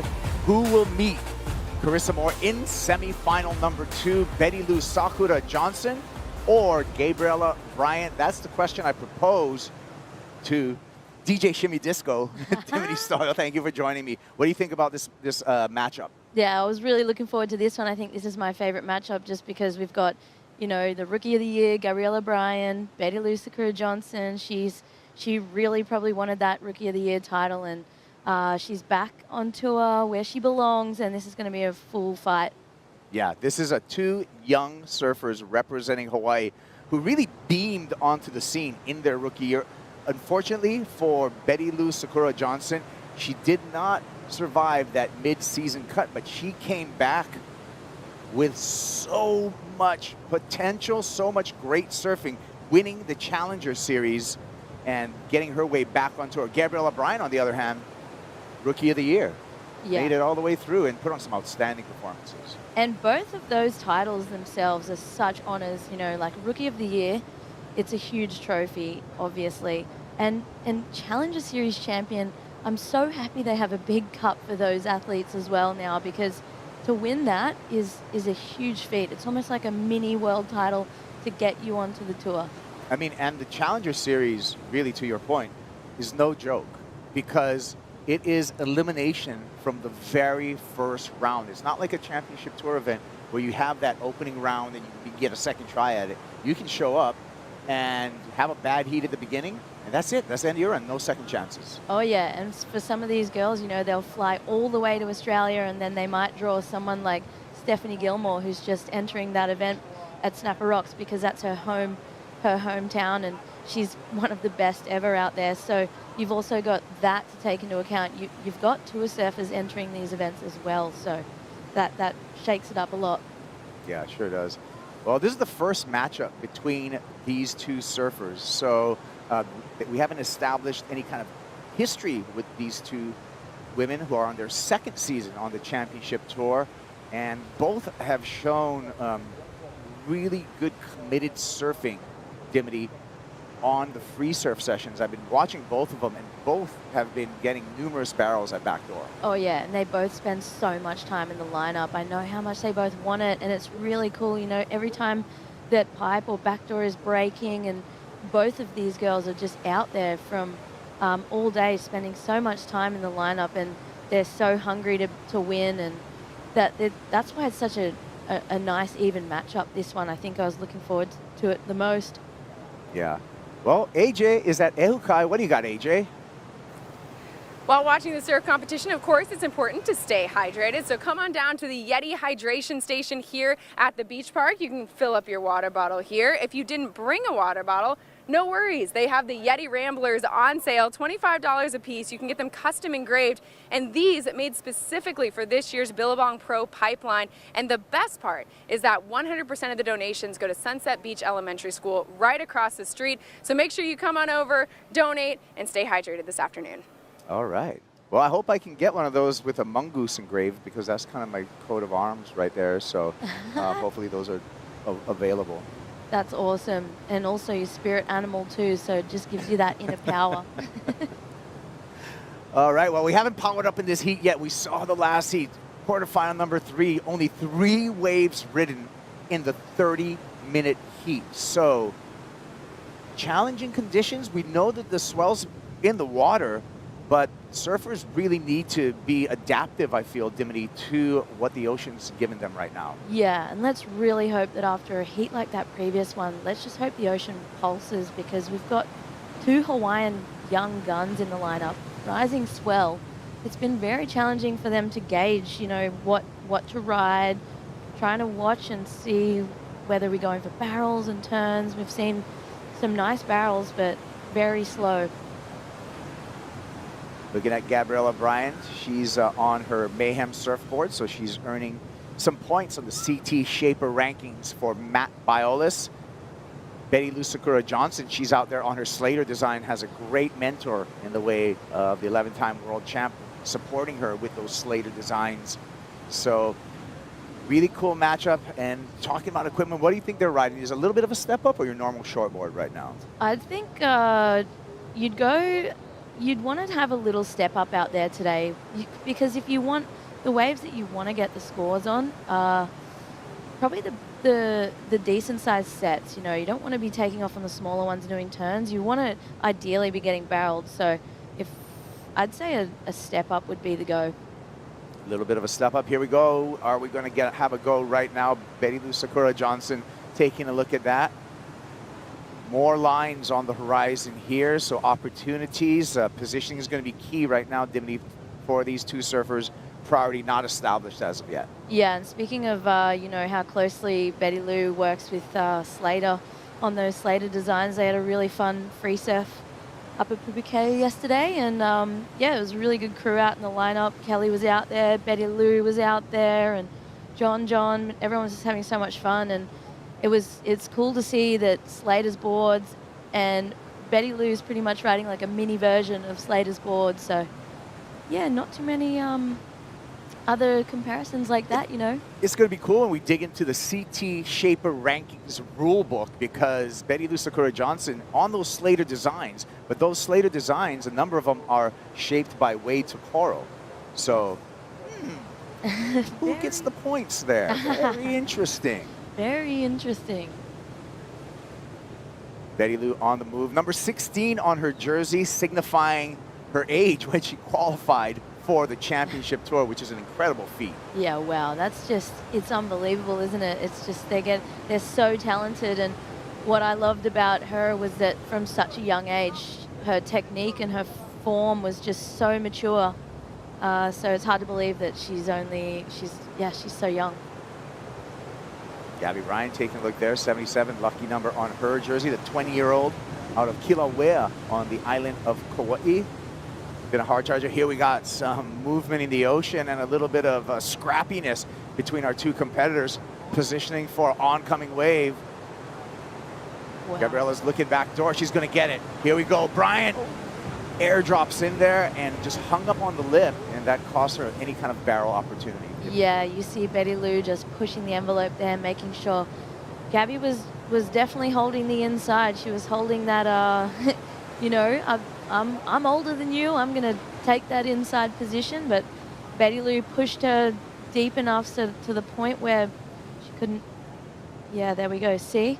She had to push her deep, and if there was priority already established, it would have been dangerous to see. That would have been a score, because they would have been able to take off a little wider on that one.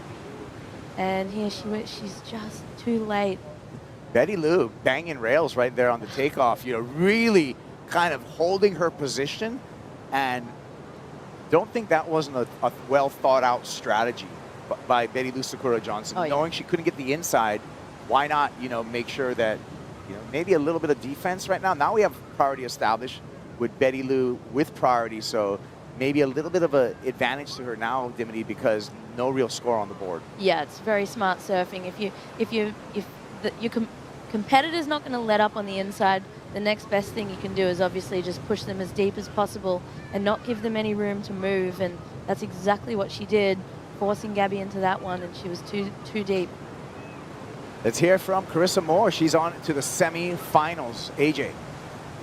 Incredibly challenging conditions for the quarterfinals, but if anybody knows how to manage them, it's Carissa Moore. Carissa, what did you see in the middle of that heat that made you decide to take off on that wave that ended up being a pretty important score? Honestly, I was just under priority at that point, and I was kind of like, hasn't been much, and kind of looks clean, and Molly's not looking at it, so I'll just give it a shot. There was really nothing to lose. Nothing to lose, but you're on to the semifinals. What is your biggest takeaway from this semifinal or from this quarterfinal appearance for you? Well, I mean, all the women are surfing so well, but Molly, I think, on the first day was the informed surfer of the event, so I knew I had a really challenging matchup, and I think it's just about focusing on what's right in front of you, because you never know what you're going to get out here. But you got enough today. Congratulations, you're on to the semifinals. Thanks so much. Yeah, I mean, you know what? A W is a W.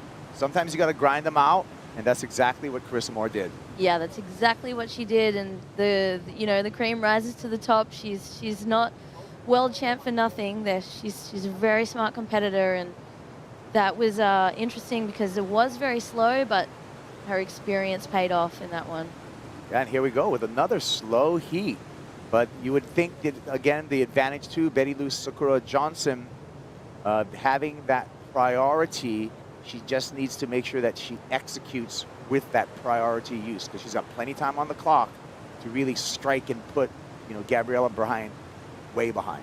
Yeah, and I think she will. She knows this lineup so well. She's still learning every day, but just love how much time she spends out here, and she's got so many beautiful highlight clips from free surfing out here on backdoor, and yeah, even a couple at Pipeline too. So yeah, it's going to be good to watch her use that priority. Hopefully a big set comes and gives both of the girls opportunities.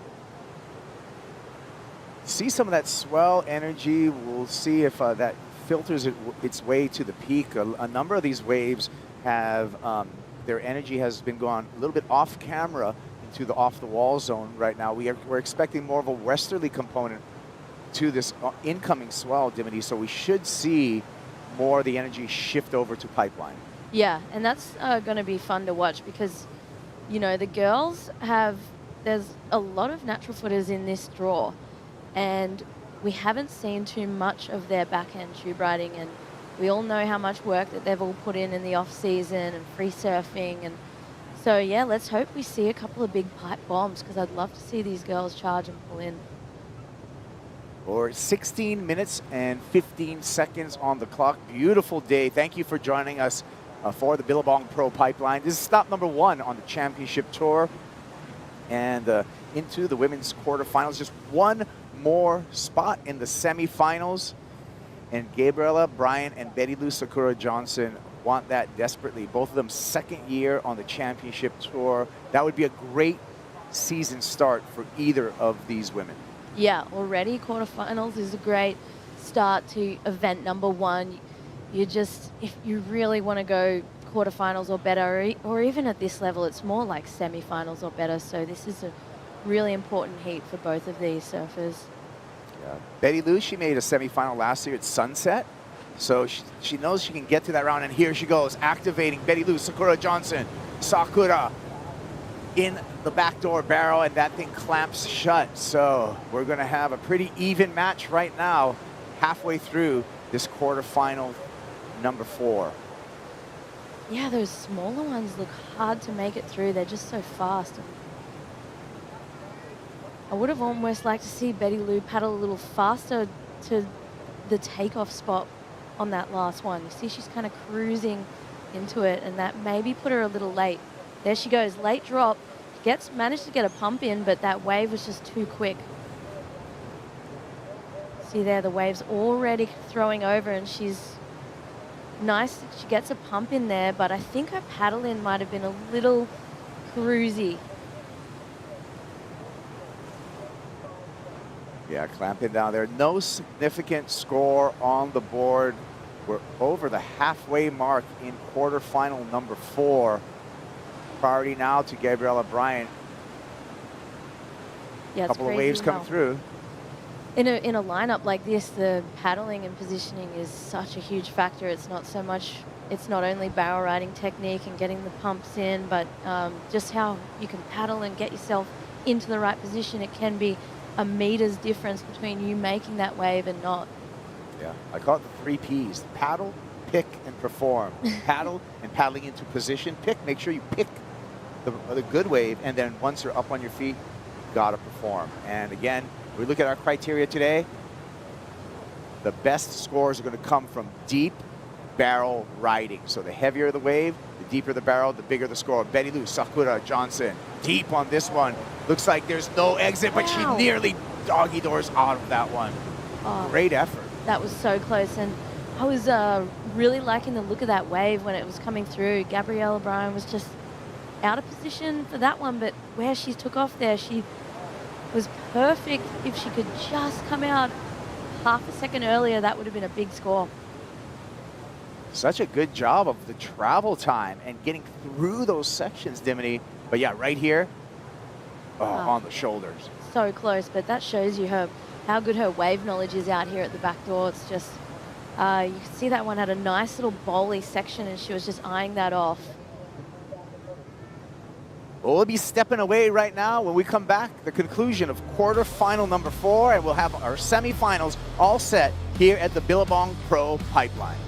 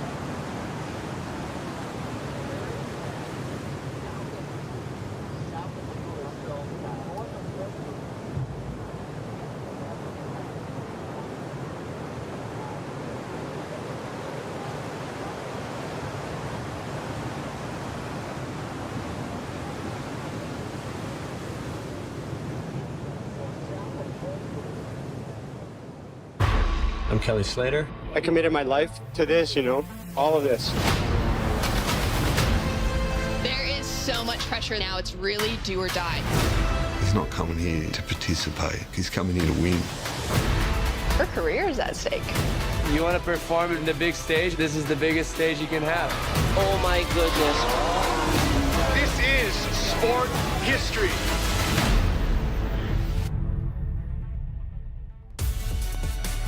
Can't wait till February 17th, Apple TV Plus, season number 2 of Make or Break. We're going to debut the first 4 episodes February 17th. A week after that, we're going to get into the final 4, the next 4 episodes. So much good content, a behind-the-scenes look at the 2022 Championship Tour with the crew from Box to Box, and they did an excellent job.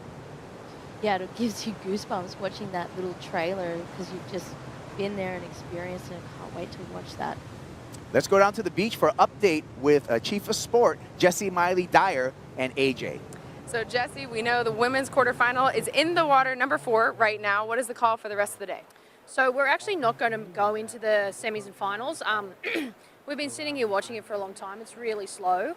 And one of the things that the team in the tower does for me is, you know, I'm really lucky that I have them. They've been like monitoring how long it is between sets, and it's quite a long wait. So we're going to come back tomorrow and see what we get. What has it been developing as you've seen this swell come in?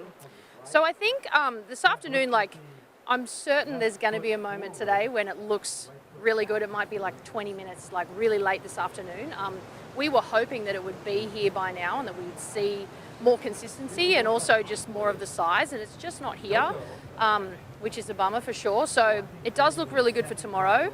I do expect to have a full day for us tomorrow, and you know, potentially even we could be looking at finishing on Wednesday if the wind permits. But it's all going to depend on this swell, and you know, everyone's talking about seeing it on these buoys, and we haven't quite, you know, seen it here on the beach. So we'll wait until we see it on the beach. But thank you for your calls today, and we'll send it back to you guys in the booth.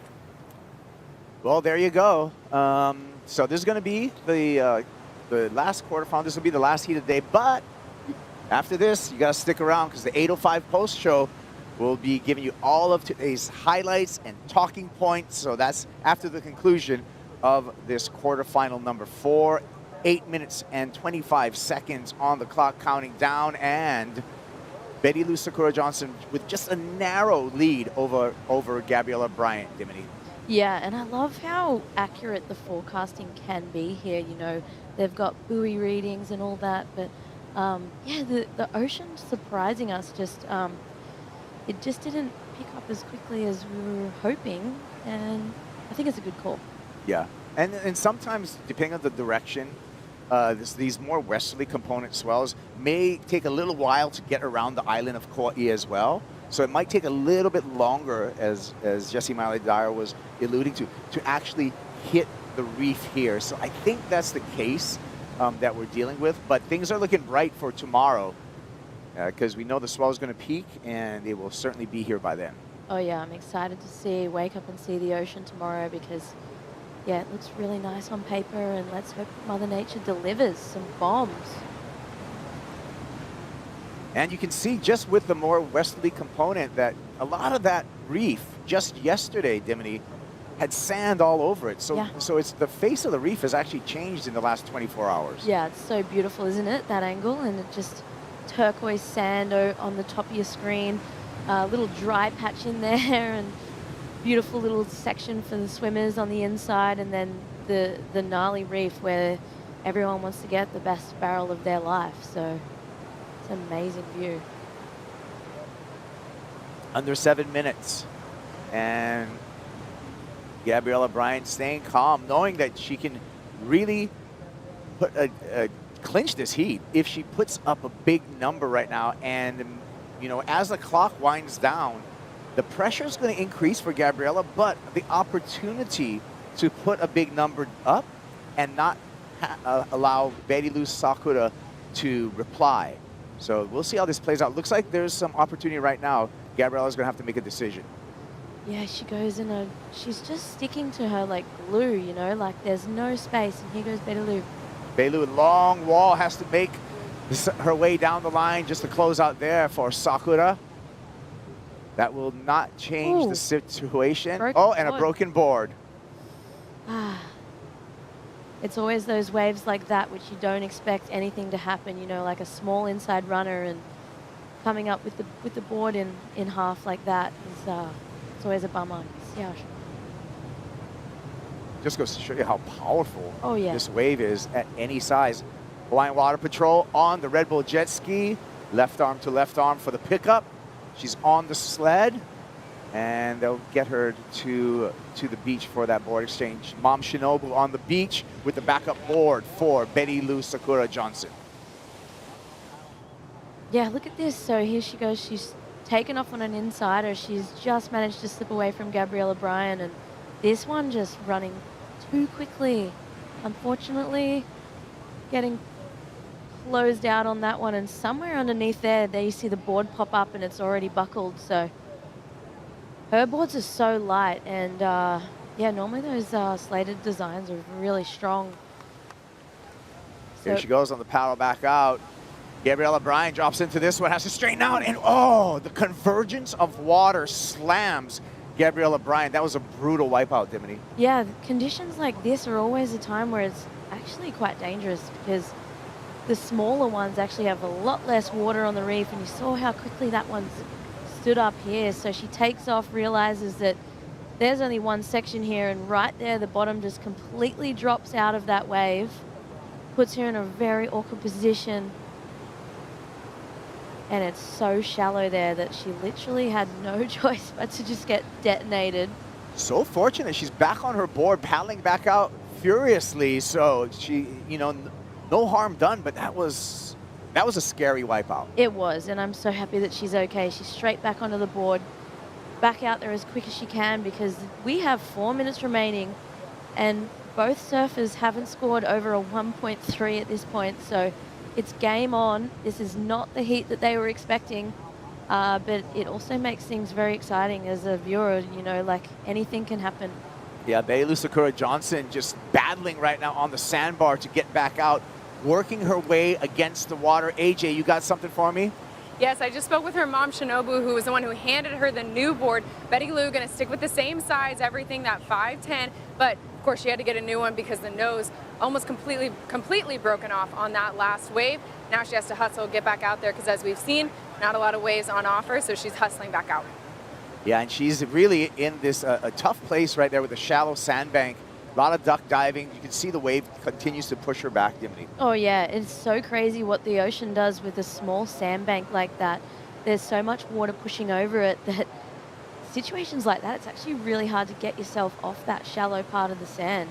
Yeah, I've been doing swims every day, and yesterday, coming from up on top of your screen, you know, Rocky Point, swimming back down to this area, North Swell, it was like going downriver. Today, with this westerly component, to your point, I was swimming against the current all morning, and it was twice as hard. Oh yeah, it's wild what, even though a smaller swell, just the way the sandbank forms, it makes such a difference with the currents.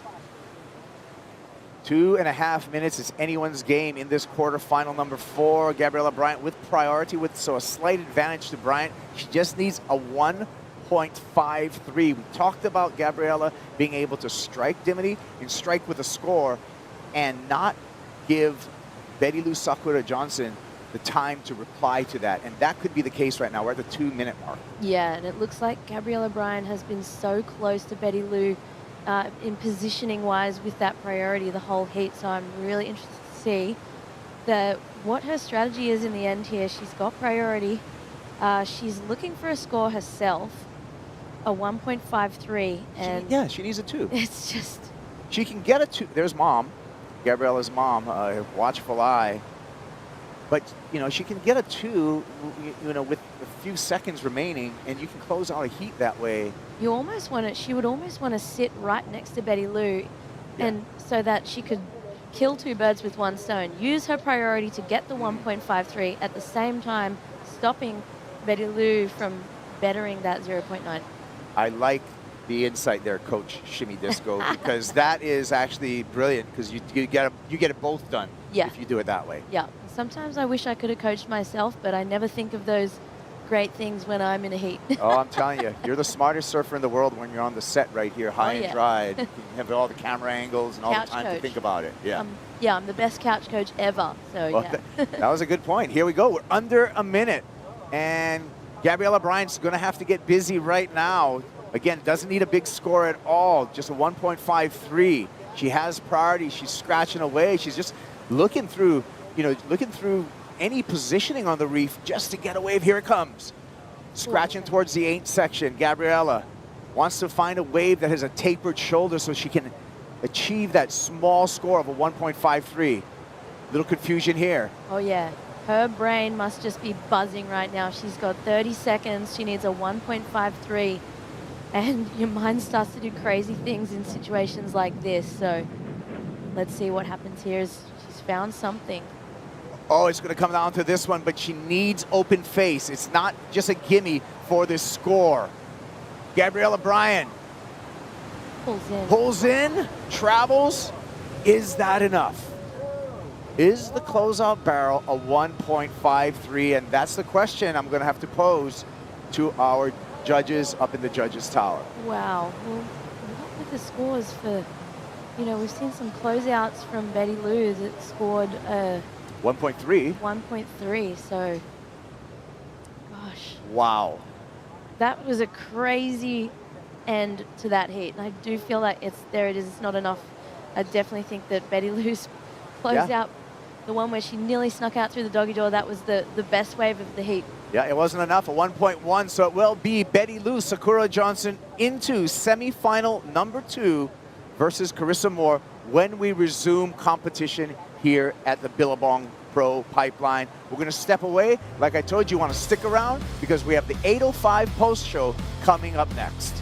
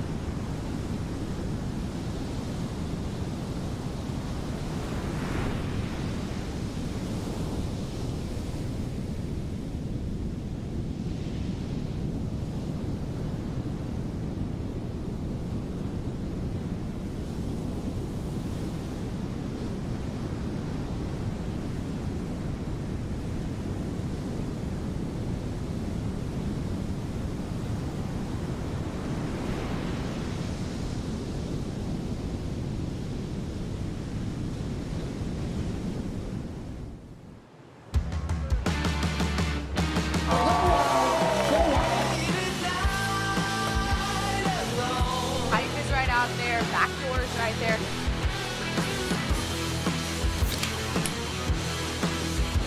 Racetrack section clear for takeoff. Full rotation.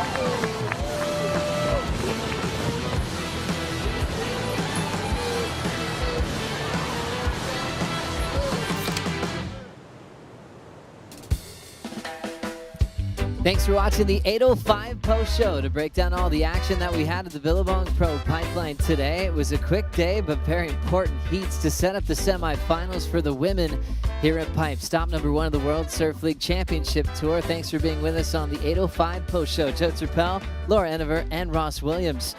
We're still kind of gathering ourselves after that last heat. A very strange, peculiar heat, especially when you look at the numbers, Laura. Yeah, I mean, the total scores there, 1.1 for Gabriella Bryan to advance. I mean, that does not happen much in competitive surfing, but you have to be ready for those. Expect the unexpected on a day like today. There was some crazy close heats, but it was exciting. Interesting too, Ross, because we're all anticipating what we've been seeing on the buoys. Those are that's real information, and we're continuing to wait for it to get better and better. Were you surprised with the conditions in those last 2 heats of the day? Yeah, what's going on back there, man? The ocean's a little grumpy right now. I don't know what happened, but I think the first real reading was at 3:50 a.m., and it's approximately 12 hours from there. So, I mean, I guess based on that, yeah, it's just taking its time. It was a really tough day. I feel bad for the competitors. It was a tough day in the office. And whoever got busy, whoever found those scrappy scores, they were rewarded with a semifinal berth. And I suppose, Laura, as a longtime competitor yourself, sometimes those wins can be the most rewarding when you can kind of think on your feet, move on the fly. Someone's got to win today and embrace that challenge. Yeah, for sure. I mean, it's competition, and it's whoever adapted out there and adapted to what was going on in their heat. And, even I was so impressed with Carissa, finding that last score. And, Betty Lou, she actually didn't even make a wave, but the length of her barrel riding and the tube time that she got was enough to get her through. So, that doesn't happen a lot. But, yeah, like Ross said, it was a tricky day in the office, and Betty Lou will be very happy to make it through to that semifinal. Let's just start there, you guys. Ross, let's go through what you spoke to Betty Lou about before, and then what you saw in that heat win. Quarterfinal number 4 against Gabriella Bryan for our spot in semifinal number 2. Ross, this was this preparation in her mind to take on one of the best, the Rookie of the Year from last season. It's so tricky because you're looking at the waves and you're like, okay, where are we going to find a score today? Is it lefts? Is it rights? The swell's coming up. Are we going to see an 8-foot set all of a sudden change the whole scope? And it never really happened. But for Betty, we were just talking about the inside section, where to find, Tyler Wright obviously had the kind of the best heat of the day, and she just caught like 2-foot waves. I mean, she was kneeling so low to get those little barrels, but she found those scores, and that was what I was telling Sakura, just be really crafty and take nothing for granted. Betty Lou, Sakura Johnson, 1.3 and a 0.9 in her top 2 to take out Gabby Bryan. She's hanging out with AJ. Like you mentioned, Joe, that 1.3, Betty Lou, challenging conditions out there. What was your strategy coming into your heat? Strategy was at least get to scoreable waves, but that didn't happen, and we made do what we had out there, and I'm really happy to squeeze by through that one. You had a very dramatic part there too, breaking your board off, having to get back out, try to get in another wave. What are you telling yourself as you're paddling back out? I'm just, okay, breathe. When I broke my board, I got in from the ski, and my mom was like, smile and just breathe and hang on to that little positive thread out there. And I did that, and we squeaked through, but nonetheless, just those heats really matter. How important was it for you to survive and advance onto the semis? Yeah, super excited to be in the semifinals. Every heat counts. Want to, make that top 5 or make the cut in these next 5 events. So happy to squeeze by. Points matter. Every second matters, really, especially in situations like that. Back out, needing another wave. So happy. Congratulations. We'll see you in the semifinals. Thank you so much. Thanks, guys, for watching. You're welcome. We love watching you compete, Betty Lou, especially in those crazy heats when it's that close. You can tell she's got experience from last year. She remembers what happened at the midseason cut. Every heat counts. She knows how many more points she's going to receive from her start last year at Pipeline. That's going to be great to see her in Semi 2, Laura. And you heard it there. She wants to make that cut, but that final 5 is in her eyes. So every heat counts, every point counts, every milli point counts. So, I mean, Betty Lou must be feeling very good right now. Let's go to how we kicked off today. Quarterfinal number 1, an exciting heat. Lakey Peterson, Brisa Hennessy came into this one 1 win apiece. This was going to settle the score for now. Remember, the last win was in Tahiti, which cost Lakey's spot in the Rip Curl WSL Finals. So she got the payback she was looking for, Ross. And she found a good rhythm. She started her heat with that little score there. Brisa did fight well to find the score, a couple turns, finish it off on a dry reef, but the one good wave that came in, she was right there for it and got a nice little barrel. Again, looking for backup scores, that's what you do, but she found that barrel, and that really made the difference. Lakey Peterson, solid effort there with some nice clean surfing, real quick off the lip. She's been running the CI Pro model. As a fresh model she's worked out with Britt Merrick, and it looked great. 4.33. Move on to the semifinals, which she did last year. So repeating that same success with much more momentum at the moment. Heat number 2 of the morning was really anticipated as well. 2-time world champ Tyler Wright, who won this in the continuation series a couple years ago. And Tati, someone who's always supposed to win out here. What'd you see about this one this morning, Laura? This was an exciting heat on paper, and these two have had some incredible matchups. Tyler opting to sit on the backdoor peak and find those small ones. Tati just couldn't get under it and match the energy of those pipe waves today, but Tyler getting the work done. This was incredible work here to stay on her feet through that choppy, lumpy section there and push through to get that 5-point ride, but Tati did not really get started. Tough one there for Tati, who just really hung it up on the lefts, and those rights, with or without priority, Tyler just kept improving. 5.17, 6.5, as she will take on Lakey Peterson in semifinal number 1. She's looking really strong and comfortable. Once again, back in a final series at Pipe. We're seeing a lot of similar names from what we saw last year, and this was definitely one of the most anticipated quarters to watch. Molly with a Pipe win at the end of last year. We're really fired up to take on Carissa Moore, and this is where conditions got a little bit funky, but we definitely got to see the charging effort, Ross. Yeah, Molly does charge, and I like her energy. She's always just kind of feisty in the lineup, looking for waves, constantly scouring. But we saw this is a weird wave under priority. Carissa found that little barrel all the way down towards off the wall, and that was the difference. This is where the waves actually took a turn for the worse. It got really weird out there. And just made, Molly doesn't chill. She's constantly looking for another way to win, and even she couldn't find another score. So it's just a testament to how tough the waves were. You see her swing on that closeout, 1-3-3 for that effort. That was all that Bicklem had on the scoreboard, and Moore opened up with a 4.67. That was the only difference there. As we check out the final bracket, semifinals have 3 of the same surfers from last season. Just mixing it up is Betty Lou getting into Semi 2. That's a great local rivalry. The Grom on tour against one of the most decorated ever. Betty Lou takes on Carissa Moore. And then Lakey Peterson and Tyler Wright, 2 surfers that could be focusing on backdoor when they're back out there once again, Laura. Yeah, I'm excited to see what the next few days brings. The forecast looks like it's going to improve, and I think we're going to see some good barrel rides. But yeah, crazy that the three women from last year's semifinals are out there again. Let's get some predictions. Can we say Rostradamus? We always give Waz the credit for predicting things. And, with Surfline backing you up here. Ross, what do you think for tomorrow? Well, tomorrow on the waiting period, easily looks like by far the best day. Tuesday looks great. The wind's going to be strong, but it'll be out of the east. The swell will be here. Overnight it's going to fill in. I don't see that sand being an issue because the direction of the swell is 315. That's really nice. That's nice and west. So tomorrow it is going to be all gas, no brakes.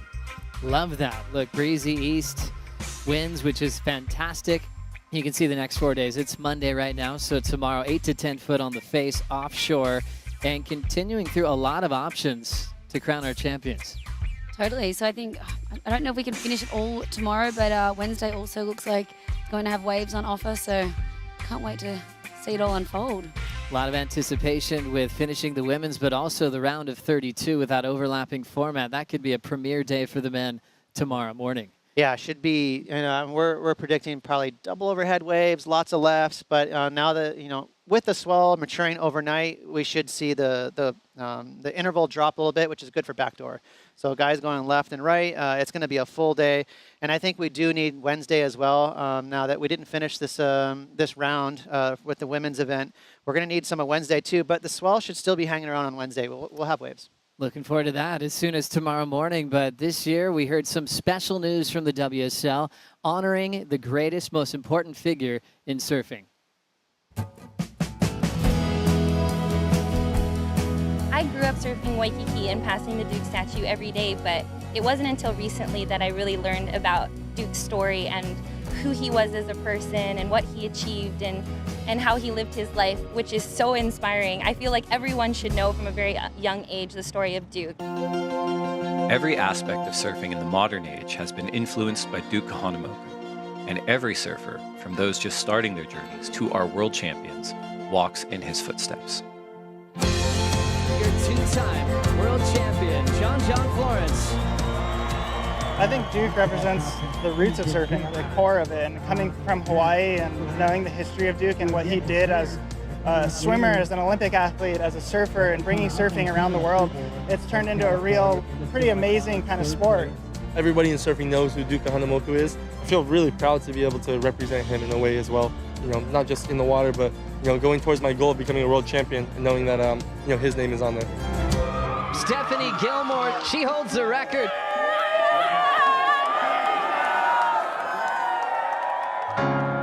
So it's with great honor that we're announcing the renaming of the World Title Cup as the Duke Kahanamoku WSL Champions Trophy, using the platform of the world's best surfing to continue to celebrate the life and legacy of the Duke. Time the right has gone back-to-back. Gabriel Medina, now a three-time world champion. Italo Ferreira puts that trophy up. Felipe Toledo, your world champion.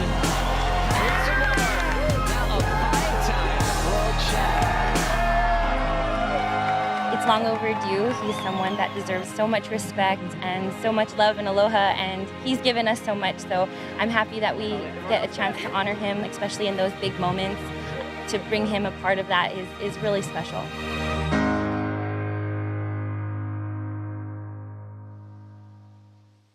The Duke Kahanamoku WSL Champions Trophy, that just sounds sweet. It's so important for the sport of surfing. He was the ambassador of Aloha and shared surfing with the world. Not too far from where Laura grew up in North Narrabeen, going down to Freshwater Beach. There's another Duke statue there. There's a few around the world, and they celebrate, the Australians celebrate Duke bringing surfing to Australia. How cool is that? It's so cool. Duke, the Duke statue, go down and visit it a lot. And, Duke came to Australia and surfed for the first time at Freshwater Beach and actually took a woman out on his surfboard. So pretty cool that, just a woman on the beach got to surf for the first time with Duke all that time ago. How cool is that, Ross, for you being a local boy here in Hawaii and having the Duke honored once again in this way? Yeah, it's great, and it's obviously a no-brainer for the WSL to attach his name to the World Champion Trophy. I think it's a great call to honor Duke that way. And Duke was an Olympic medalist for swimming. So not only was he known for spreading surfing around the world and what he loved so much, but he was an athlete too. So that's kind of cool to have that vibe. Really exciting times. And now into the 8:05 post show, one of our favorite parts of the day, the top 5 reel. Sometimes it's not just glory on this highlight showcase. Coming at number 5 are the wipeouts that are celebrated here at Pipe and Backdoor. Laura, we saw quite a few. Yeah, today was nasty. It was small, but with that higher period this morning, it meant that the waves were coming in and, like Ross said, doubling up on each other and sometimes just unloading on this reef. Gabriella Bryan just trying to make something happen there. They were trying to, throwing themselves into the shallows. As we see number 4 on the top 5, Betty Lou Sakura Johnson squeaking through. From a coach's perspective, break down how important that win was, Ross. It was just weird. I kept saying that all afternoon. It's just weird to see surfers needing a fraction of a score out at Backdoor and Pipe, but the waves weren't cooperating, and whoever was crafty enough and got those scores got through. Wins a win. Number 3, it's Lakey Peterson. Back-to-back semifinal appearances in the last 2 seasons. Laura? How cool is that? I mean, there's no better feeling than, coming here and Lakey, she's been putting in so much time and effort and is trying to improve and get comfortable out here. Obviously, it's not big Pipe or Backdoor today, but I'm just really impressed with Lakey's courage and fight, and she's eyeing off that top 5. She certainly has. She moves on to the semifinals once again. Number 2 on the list, Carissa Moore, late heat, ends up finding a nice little hollow section that really made all the difference getting past Picklum. Yeah, you know, Carissa is just such a student of the game, and she's been spending a lot of time in the water surfing backdoor and pipeline the last few years, and it's paying off. She really knows her lineups. She can identify those little backup scores, and that made the difference in this heat, Joe. Great win there for Carissa, back in the semifinals. Remember, she was runner-up last year. She wants to go one step further and taking out the top 5. 2-time world champ Tyler Wright, really smart without priority, sticking to the right side backdoor. Yeah, Tyler really surfed a heat on her own and just got the best waves that we've seen all day. 2 mid-range scores, the highest score of the day. This was the barrel of the morning where she just slid in and just hung on over that gurgly section there. So Tyler's going to be feeling confident, but she's looking calm and collected and precise. Well done for Tyler Wright, riding that 5'9" John Pizell model. Made a lot of sense in the smaller conditions at backdoors. The semifinals are squared away for the women, but we have a lot of work to do for the round of 32 for the men. Check your fantasy teams really quickly on the men's side. Make sure you're all squared away for an early start tomorrow morning. Take care. We'll see you then. Quarter number 1 already getting started at the Billabong Pro Pipeline in memory of Andy Iron. CHAMPION, the life of a champion. Lakey Peterson, nice little hollow section that she's running through. She wants to seal the deal with a nice closeout snap. On the paddle back out, she finds a little runner here, backdoor pulls in, slotted deep, and finds the exit. I was lower than the flow. Now my new name starting with a C. Here we go. CHAMPION. The life of a champion. CHAMPION. The life of a champion. This copyrighted event broadcast is produced by the World Surf League for broadcast around the world and may not be retransmitted, reproduced, rebroadcast, or otherwise distributed or used in any form without the written consent of the World Surf League.